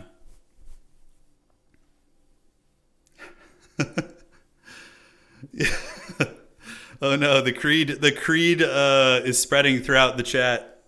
Yeah. All right, so we're gonna go for like a full court press, basically. We're like, I think we have to win on points and just really stuff them back, because otherwise, you know, it's not gonna be good. So we got you guys here. We're gonna take the Festering Stooges down here with the, you know, the Marauders probably can go in the open since they're shielded, so they can be the shield boys. Too, and then Plague Bearers definitely are gonna want to utilize the terrain a little bit more, you know, to get over there. So 4 and 5. All right. We got these guys ready to grab some objectives too. So we have a sorcerer with spell spam. I've never seen the... I've seen the Creed movies. They're all right. Yeah, I like them. They're good. It's just like a generic, fun, you know, Rocky-esque movie. All right, let's get it. My favorite Rocky movie is probably... I mean, Rocky 1 and 2 are just pretty god tier in terms of movies. But like the later Rockies are like funny, more... They're fun. They're just corny, you know. I mean, they're all corny, but... You know, like you know, Rocky versus Drago versus Clubber Lang. You know, that stuff's very fun too. All right, see if we can get to the grand finals. Get some greenskin action in there. That'd be a lot of fun. All right, so let's move up, and let's move up, and let's move up. And you guys can skirmish these horsemen because they're going to be very scary.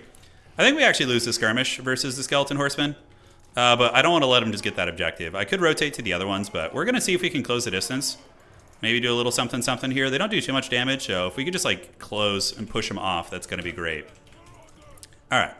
So we do push them back. Like, our guys are better fighters, right? So that's something. So if we could just get this initial objective, that's like very much our strategy, right? We need to stuff him back. So he's got, the Big Sphinx. Okay, I'm glad he brought that because it's not very good against infantry.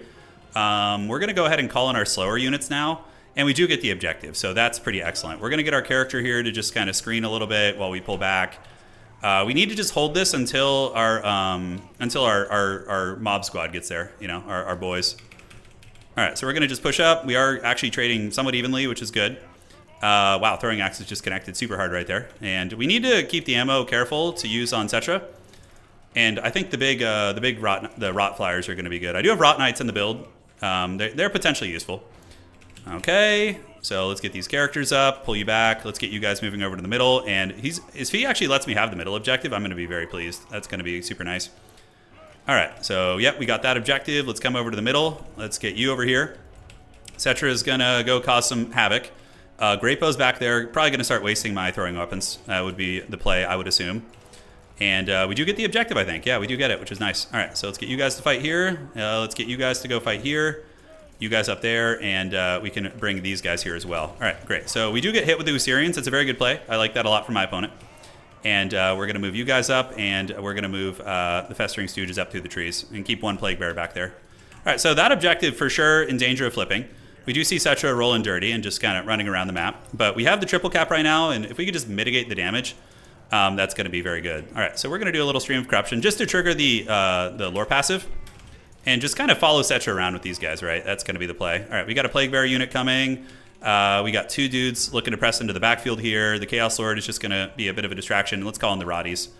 Yeah, so these flyers will keep his characters honest, is what I'm hoping. Let's keep you there. Let's keep going here. We got Plague Bears arriving, Marauders arriving, and now we got the big man here. All right, so they're there. Let's see if we can get these guys to come over here, the Angels of Decay, and drag them down. Looking okay so far, though. We are taking a whooping, but that's to be expected. And we secure the middle, but Ushabti Greatbow is just canning my guys there, which actually really hurts. I don't have any slows or anything cool like that, which feels bad, but, you know, it is what it is. Yeah, and we got our character nearby, so let's get you guys to move over there, and you guys to Unholy Hand Grenade right there, too. All right, so we're just going to do a Miasma Pestilence to trigger the army healing. And now the Unholy Hand Grenades are shooting into the Big Sphinx, which, if we can kill that thing, that's going to be really good. Let's just keep calling in infantry, although I think calling in some Bile Trolls to the low ground is going to be really good. Let's get you guys back, and the Unholy Hand Grenades, we're able to screen them out, and we do have Skeleton Horsemen here. Let's charge there, and we're going to need some anti-large on the low ground here. So Bile Trolls for sure are going to be the play. And now we're going to just park you guys and have them use their throwing weapons right here, while the Bile Trolls will come down and help. All right, so they're coming for it, and we do have the Unholy Hand Grenades still working on the Big Sphinx. Let's go ahead and do a little damage reflection on something or other. Yeah, I don't know what we can get, but we're going to go ahead and try and get a big stream right here on you guys. Wear those guys down, and the throwing weapons are getting a lot of work done. Let's trigger the healing, drop the bombs, and the big man is taking a lot of damage. Down here, we're pretty safe. Plague Bearer is just grinding, and that Plague Bearer does heal. Value trading is actually kind of even for us, which is really, really good. We need Vanguard Nurglings down here. Stat. We need, like, capture weight down here to make sure that he doesn't flip that. All right, so Cetra went to the backfield to cause some havoc. We are getting the Big Sphinx kind of low. We're going to keep juking here, and we're going to pull you guys down there, because they're being, now my opponent's paying attention to them, so we got to, you know, put some respect on that name. So we have an option with these guys. Let's get the Unholy Hand Grenades, see what we can do. I'm going to go get these to go. Bile Trolls can bonk them in the head, although we need to be careful. Wait till we get infantry support. So let's use the Unholy Hand Grenades, get the Marauder Horsemen back. You guys come up here. Great. So we do have the triple cap. We got a big points advantage, and that's definitely working out for us. Definitely is working out. So Bile Trolls can take these guys to Pound Town. Let's get you guys back, get Nurglings up, and the Rotfly boys, they can come around and maybe think about using some Unholy Hand Grenades. We can do a Stream of Corruption. That's going to be a good one right there for us. So we're going to knock those guys down. Festering Stooges are going to get pounded. They're obviously going to get it pretty good. Let's see if we can call out some Pestigores to maybe hold the middle. And we can do some damage reflection there. Although I spammed it too close together, that's actually a mistake. So Nurglings can come up here too. Festering Stooges need to hold. We need them to hold for a long time, basically. A long old time. But we do manage to win a fight down here, which is good. Angels of Decay are getting a little bit crazy. The Great Bows are trying to get them. Let's see if we could use Fecundity to heal them real quick. All right, so we're going to use the Unholy Hand Grenades right on top of those guys and hope for the best. The fact that these are coming down here is good for us. So let's go park right there. We got Gores coming up. The Festering Stooges are giga-chatting it, but they're obviously going to die. So let's trigger another lore passive here. So we're just going to do this, do a little Stream of Corruption. Pestigores are arriving, and if we could recapture that and really put them on the back rope again, that's going to be money. So let's get on these Ushabti. Hopefully the Bile Trolls will get the job done. The Angels of Decay are doing pretty good back here, actually. Yeah, they're killing these Ushabti, which is money. Let's fly away a little bit, see if we can get these Ushabti bows down. We can take you guys to the middle to help flip the capture weight, and we need to watch out here. So we're going to use Miasma to just lower you guys down. Why not? Festering Giga Chads are also hanging in there, so that's pretty massive. That's pretty massive. Let's get them to the middle. We've actually almost killed the Chosen of the Gods, so we're going to go charge them right now. And how are we looking here? I think the Bile Trolls are winning that fight. Yeah, we got Bile Trolls and healthy Nurglings in there. We're going to rear charge. Although these are Nehekar Horsemen, I think. All right, so let's get to the middle. Yeah, we were able to kill those with the Angels of Decay. We're We're going to go ahead and put the Curse of the Leper here. We're going to retreat you guys back and see what we can get done here. We need to win one of these fights. What do we have out of Vanguard? Like nothing. Yeah, we have like nothing out of Vanguard. Just Forsaken, really. Okay, wow. So we need to, you know, get some milk here. So throwing weapons, let's keep them alive. The Angels of Decay have gotten the job done. Let's see if we can just use them to bully the Ushabti down here, which I think is going to be nice.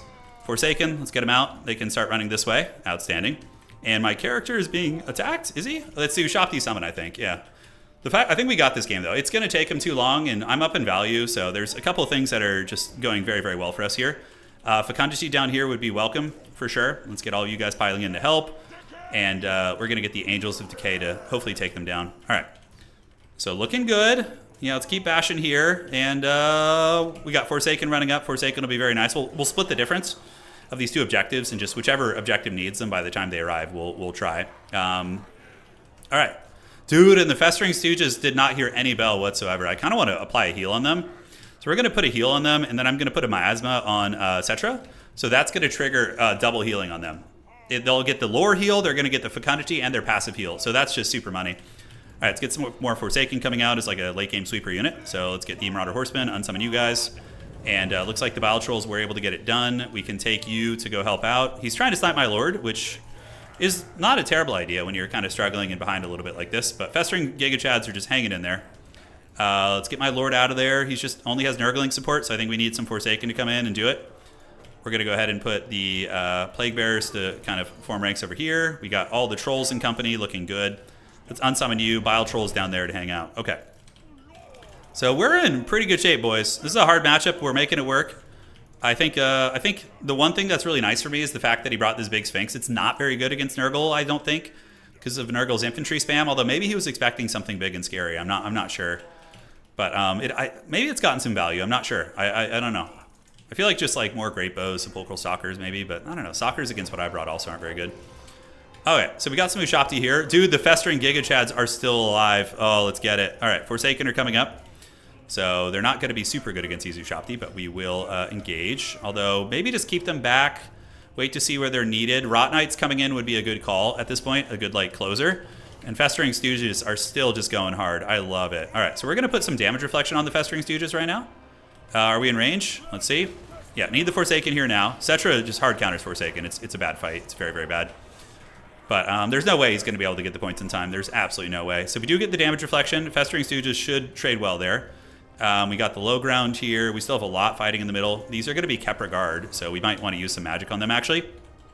So we're going to do lore, and it's going to hit some of our units, but it's okay. It's going to cook those guys quite a bit more. You can see, yeah, they take a lot of damage right there. All right, so Rot Knights very, very soon. I mean, most of his threats are still large, so I think that'll be nice. Let's get the Rot Knights coming out, and you guys can just go engage against those Skeleton Horsemen. Angels of Decay. We can go fight, on the wings. They'll still provide good value for us. So we're going to lose the middle objective, which is fine. Maybe if we park here. No, he's got a lot of capture weight coming in. All right, so the Rot Knights are there. We're just going to wait and see which way he goes and go from there. Yeah, we're ahead on value, too. We might even be able to grind his army down, although us killing those monsters is going to be very, very difficult. Rot Knights can hunt down the big Sphinx, but the Sphinx will also return the favor. But I think just holding that low ground objective is going to be smart. All right, Chaos Lord is doing his thing. Let's do a Miasma Pestilence on these guys, and that's going to be GG. All right. So we're in the Grand Finals with Greenskins, which I'm not the best at them, but I have a basic understanding of how they play. So let's see how this goes. Yeah, maybe he was expecting something big.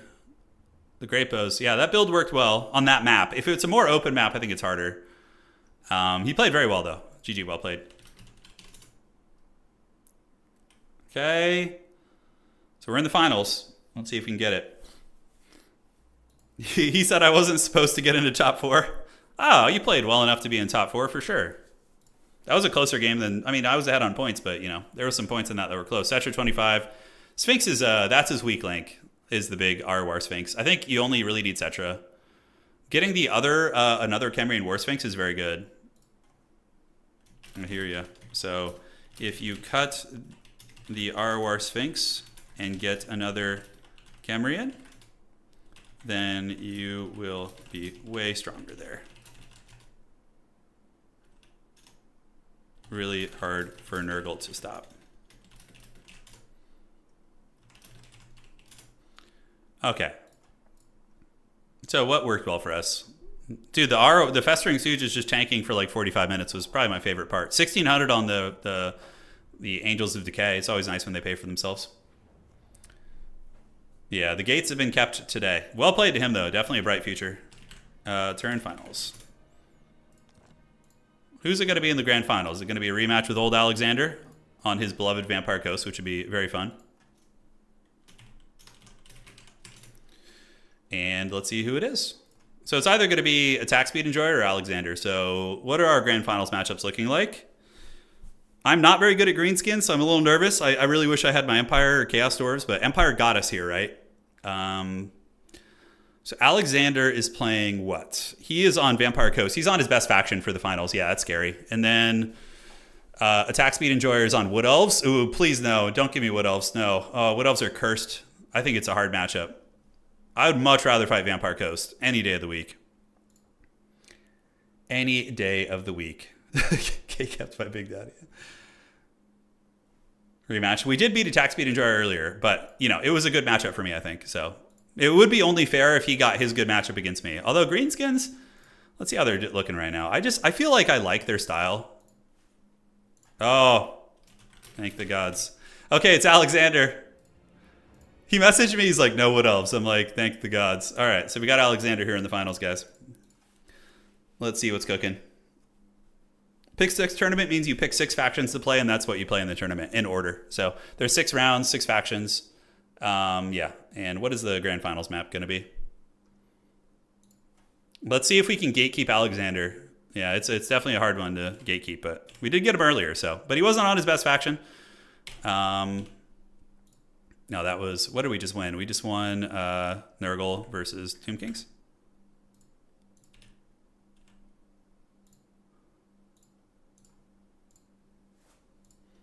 Okay, Alexander's here, and I just need to see what the map is. Is it Crystal Lake, I think? Maybe 6 feet ain't so far down. Crystal Lake! It is time. The war is here. The boys is back. Chad Alexander making it here to the top dog spot. Squig spam, I think everybody expects the squig spam. You know, that's like the most predictable thing. What is he going to bring, I wonder? Yeah, that's the question. What sneaky get business is he going to bring to bear? Yeah, I'm not sure what the meta looks like here anymore. It's probably going to be giant enemy crabs, right? Yeah, it's probably going to be giant crabos. That's what I would expect from our boy here, which is fine. And for our character, we have... Wurzag is a viable choice, I think. I think he's pretty good. He's got good spells. His snares are useful. You know, there's a lot to be had here. Isn't it Crystal Lake where Jason got all the teenagers in the 80s? Yeah. Maybe, I don't know. Maybe. Idol or bust? You guys think it's going to be an idol? That would be pretty Chad. But I don't feel like just losing, you know. We're seeing Gorbad. Gorbad is not bad here, I don't think. I think he's a decent enough fighter. He can definitely go fisticuffs with the crabs. It's always so sketchy with greenskins. Not having healing is very stressful. Yeah. Any new RTS that anyone's looking forward to these days? Yeah, people have been talking about Tempest Rising a little bit, which is definitely very fun. I'm excited for like a new Command & Conquer-esque game.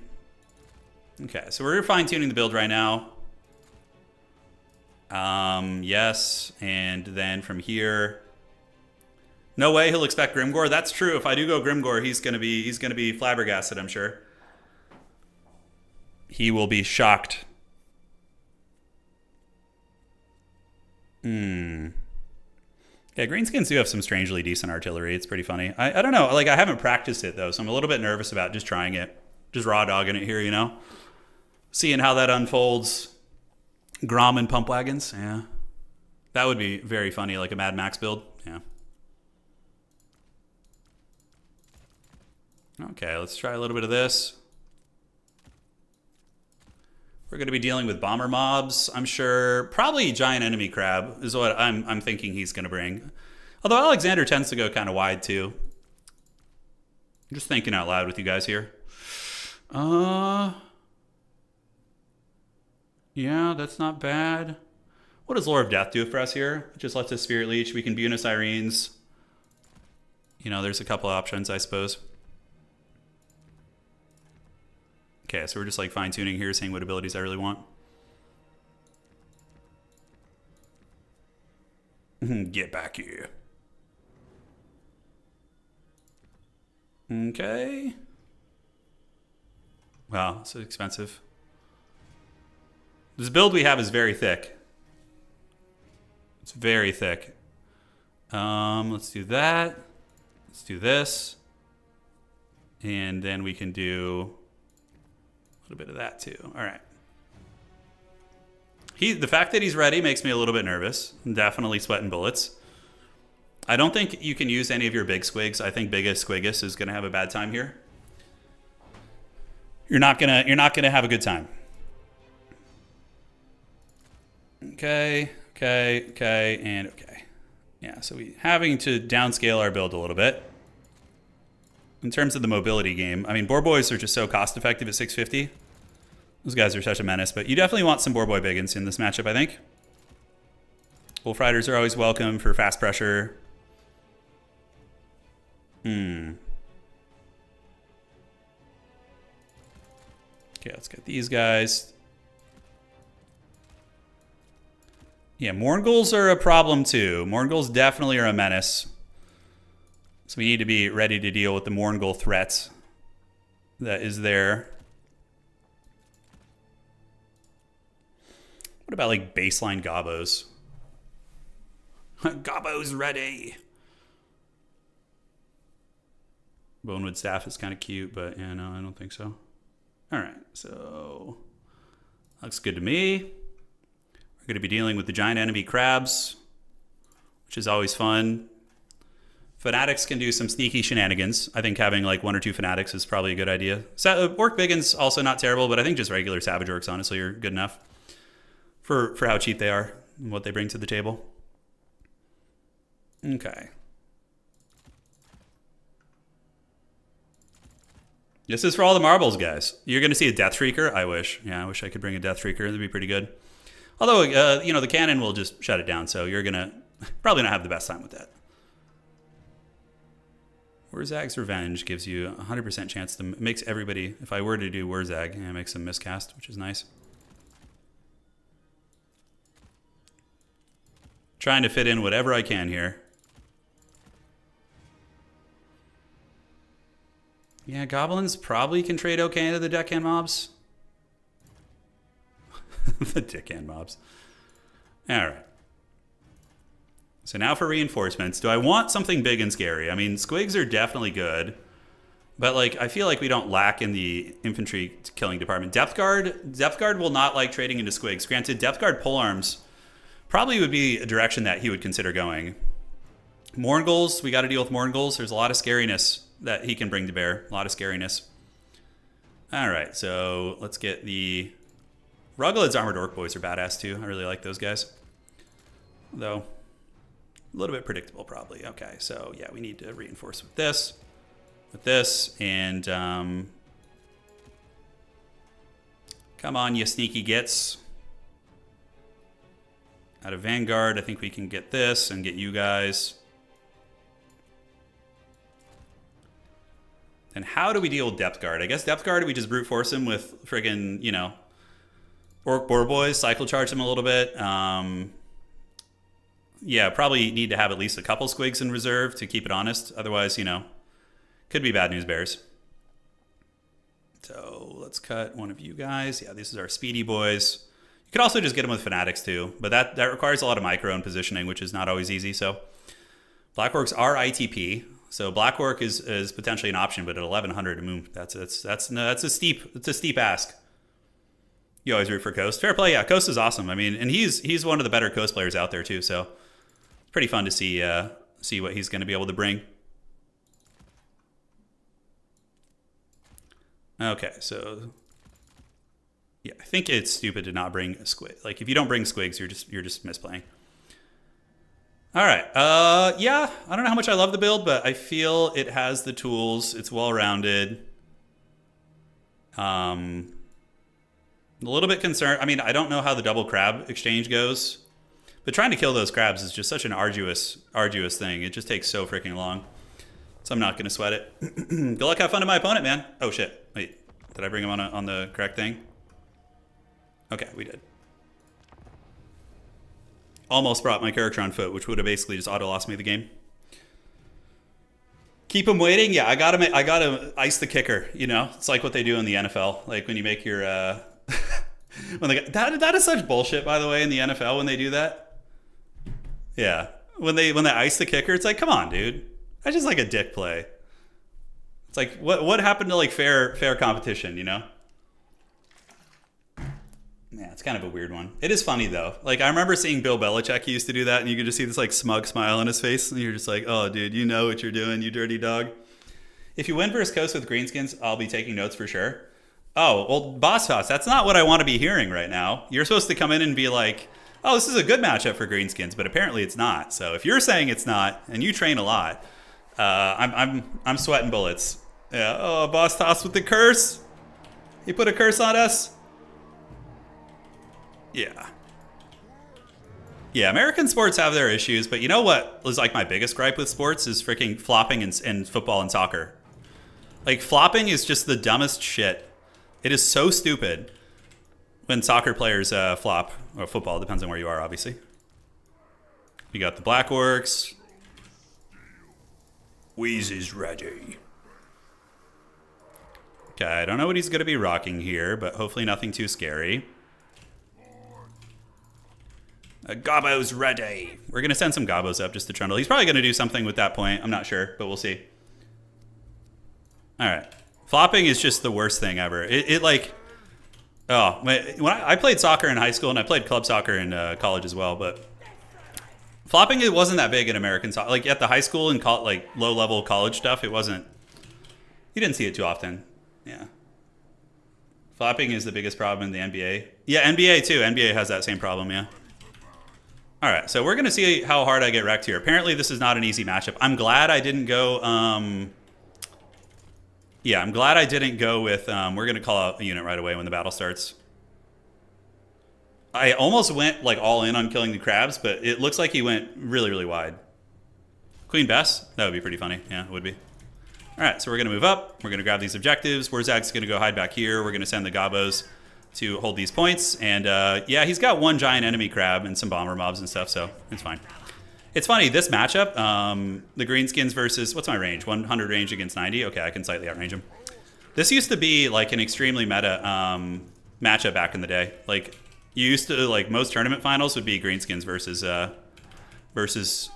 Okay, I think he just called something in the woods. He's getting extra spooky here. We'll send the goblins and, you know, see what he decides to do.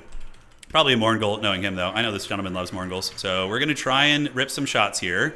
So we're just going to stay at max distance. Yeah, looks like he can still shoot me. Even that's very, very strange there.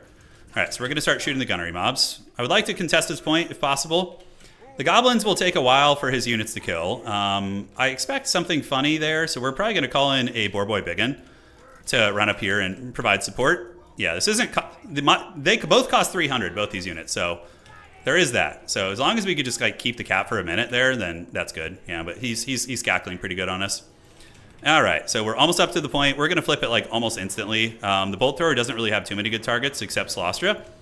And Wurzag can come and, you know, provide a little bit of support here. He's going to get the point. Nothing I can really do about that. So, yeah, it is what it is. All right, so let's get you in control group 3 and just kind of keep shooting a little bit. Let's pull you guys down here, actually. And if I could get like a full court press, that would be pretty awesome. All right, so up on the point, up on the point. Archers form ranks, and then you guys come here, and you guys come here. And I know he's planning something over here. He's up to no good. You know, he's up to no good in the neighborhood. So we're going to just start shooting at the depth guard there. Obviously, they're getting called in, which makes sense. So I need to get some squigs to deal with them. So we're going to get you and call in the double squig. I only brought 2. Hopefully it's going to be enough, but we'll get those to deal with the depth guard. And then we just live long and prosper. All right, so Slostra's chilling out there. You guys move up on the point, and let's get the archers to come in and start shooting into the gunnery mobs here. We do manage to get this point, and let's get the archers to start shooting here. And now I think we got some bat boys coming out. Yeah, we're gonna leave the Boarboy Biggins over there to kind of loosely defend that, and we need to contest this point. I don't know what these archers are doing right now. They're just like full on bro charging here. Okay, So let's like form up ranks a little bit. We can tighten up. We don't need to get too overextended into his goodie line. And now you guys go here, Black Orcs go here, and let's get you guys to shoot, call you guys down under, and shoot at the zombie pirates. All right. So yeah, we're hanging in there. Let's get some more Savage Orcs coming up. And he gets a beautiful bomber volley on us. Why are my units not shooting? Are they just like, is my formation? What the hell is going on with this formation right now? It is just bugging out on me. Okay, that could straight up cost me the game, guys. This is not good. All right, so let's get you guys back. Let's get you guys back. Bolt throwers online. All right, so we've kind of stabilized our situation here. Let's get you guys engaging like so, and the boar boys can go do a little bit of cycle charging over there. All right, so now we're shooting properly. Squigs have retreated back, and we should be able to engage here. Rusty Arrows need to retreat. I do not know what's going on with that, but it is some serious jank. All right, so let's do a little bombardment right there. You guys pull back a little bit, pull back. Boar boys are going to just kind of run around and just look for opportunities, really. And we can call out some squig hoppers to help out there as well. All right, so retreat. Retreat. I don't know what was going on with that formation, but that was some weird shit, guys. That was some weirdness. I'm getting absolutely wrecked right now. So this is not good. Okay, so Squigs, go ahead and engage here, and you guys engage against the depth guard. Let's retreat you guys back. Warzag could do a little bit of a snare on Celestra, so we're going to snare her down, and now we can call in the Squigs to go party there. So you guys move in. Let's get you to shoot at Celestra and get all of you guys to shoot there as well. Boarboy Biggins can charge here, and let's have you guys maneuver over and grab that objective. All right, so now like we got the freaking micro stuff under control. I don't know what the hell was going on there, but that was some weirdness. All right, so Squig Hoppers have moved in. Boar Boys did a nice little charge, and now we're going to retreat. So we need to pull back some value right now, 100%. Let's get some more Air Boys coming out, so we're going to get them with their cool top knots, and hopefully they'll be ready to party. Skirmishers back, Wurzag back. Let's retreat here. Boar Boys can go and intercept those scary cav. So we're going to go try and get them and engage against the Black Orcs. Okay. Is that a crab summon? I don't know if it is a Lord of the Deep summon. It could be. All right, so Squig summons. Let's pull him back.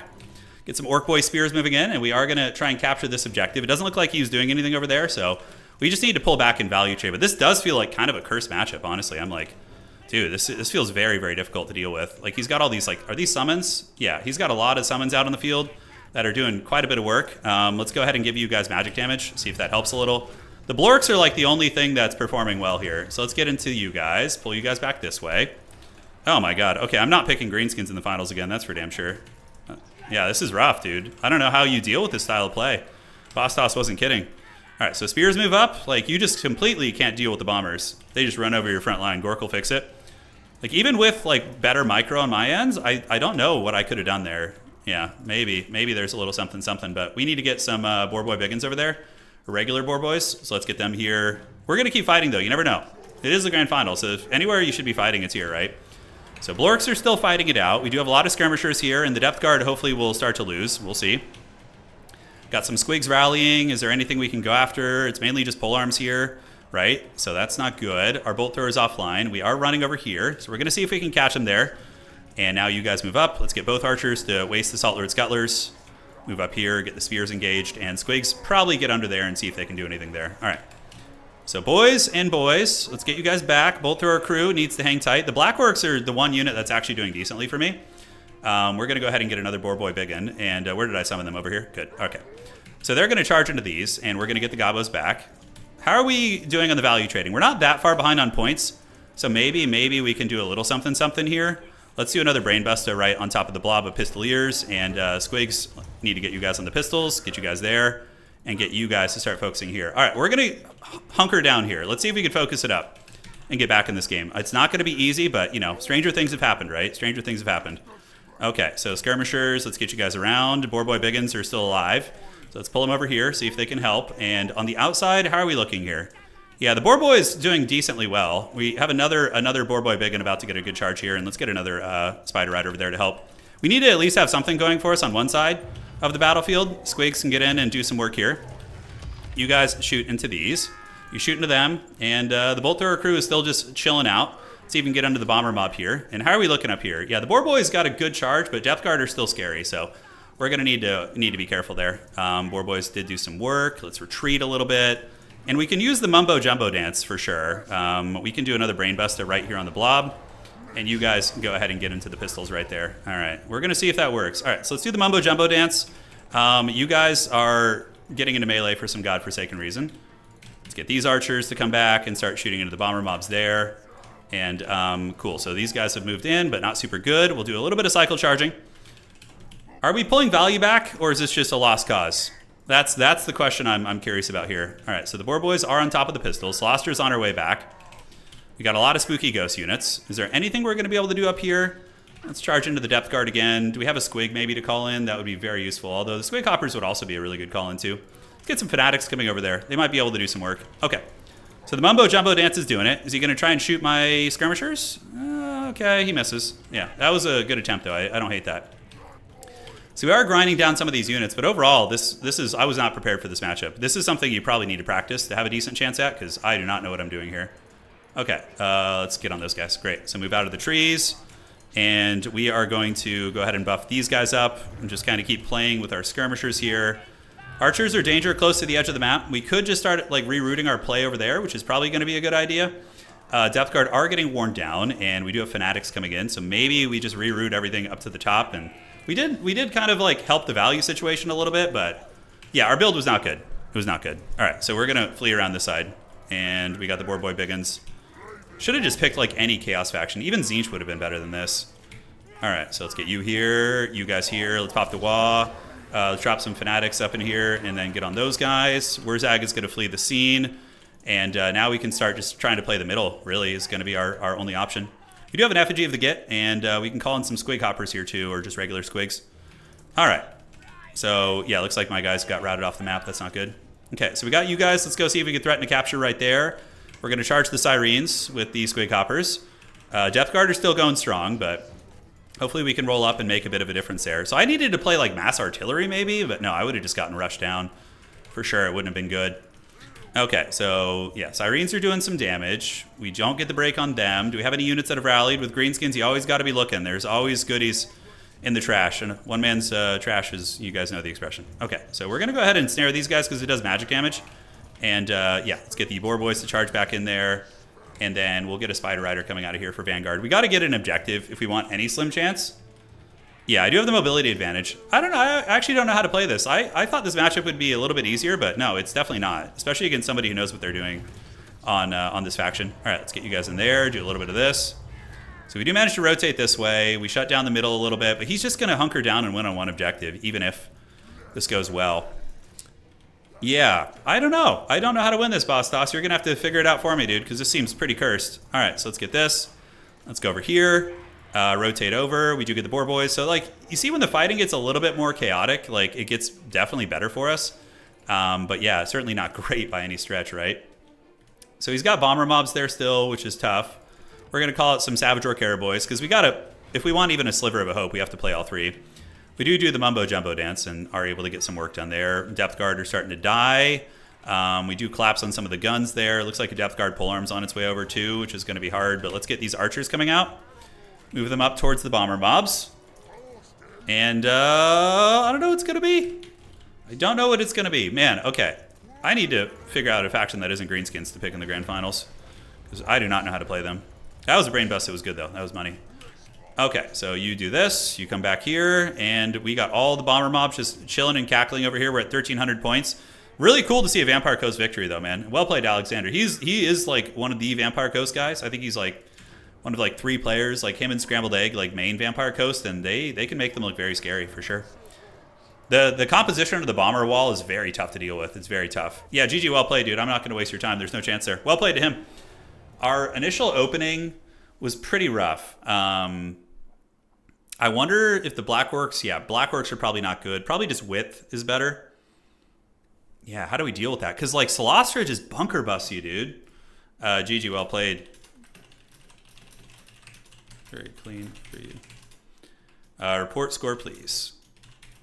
And shout out to Harrison for hosting the tournament, by the way. Thank you, Harrison. It was super nice being able to play. And, yeah, the archers weren't shooting properly. It was weird. It was something I was doing. I don't like to blame the game. But the archers just seemed to be, like, awkward. Yeah, we beat him on Vampire Coast or accounts earlier, but he beat us here. So we're 1-1 this tournament, but he won where it mattered. Yeah, I don't know. I really don't know how to beat that. Like, did we go mass artillery? Did we do, like... But no, because if you go artillery, guys, Celostra is just gonna summon those knights and just ride down your artillery. You won't be able to protect them, probably. I don't know. I don't know how you do that. I have no idea. No, because they have cost effective pole arms too. Like Mass Gav would not do well. So Alexander is telling me in chat right now. He's saying that Vampire Coast basically wrecks greenskins. Okay, that's good to know. So I don't feel too bad, but yeah, we could have picked Hiles. We could have picked Zinch. Like anyone else would have been better there. Zinch actually crushes Vampire Coast pretty bad apparently. So maybe next time I'll throw some Zinch in there. Just do like a big blue and pink push. Ride you on your artillery. That's right. It's coming for it. GG's. Well played to him, dude. Great tournament. Hopefully you guys enjoyed it. We had some really good games today. Absolute killers. And we had a good grand final. One-sided, but, you know, we learned a lesson. That's the games like that teach you hard lessons that you better watch out, dude. They're coming to get you. Okay, before we end the stream, let's do I think CA broke range units again. Yeah, they were working fine for my Empire, but my archers were just not shooting. They were, like, marching up. There was a lot of weird shit going on. Oh, Greenskins versus Vampire Coast is 0-5 in tournaments? Yeah, I'm not surprised. Okay, so what about, like, some junker build like this, right? So Gabos... Orc Boy Spears. It's like I feel like we almost don't have enough to... You could go all in, like an absolute meme build, and just try and snipe Celastra, because she gets wrecked by Doom Divers, actually. You could do like an Azag flyover, Spirit Leech spam. This would be such a meme. Holy shit, if you showed up with triple Doom Diver. There's no way that works. Maybe 2 Doom Divers it would be enough. Right? And you just like have the artillery advantage and play the outside objectives. I think that could maybe work. I have no idea, dude. I'm gonna play test that matchup because it's got to be better. Hotfix. Oh, there was a hotfix today to archers, but maybe it messed something up. I think you need to mass bows to get rid of bombers. Yeah, but then the problem is Celastra just marches in and just runs you down. She's like crabs through you and uses her summon. It seems brutal. Yeah. All right, GG, well played, guys. We'll be back tomorrow. We got Hans Van Haggard.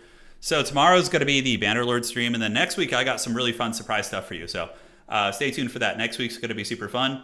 It seems like the bowmen were wonky. Yeah, I don't know what was going on with them. They just wouldn't shoot. I just kept giving orders, and they just marched forward, and it screwed up my formation. Now, I don't think I would have won the game if they had followed their orders, but I think it would have been better for sure. All right, guys, take care of yourselves. That's going to be it for today. Thank you all for joining. Drop a like on the way out. Congrats to Alexander for the absolutely crushing victory there in the end. And ladies and gentlemen, we will be back with some sweaty action soon. You guys take care of yourselves. And may Sigmar bless all of our ravaged bodies here. All right, guys, take care. And we'll see you tomorrow with Hans Van Haggard. And then major tournament on Saturday. It's going to be fun. So I'm looking forward to it. All right, guys, see you around. And that is it for tonight.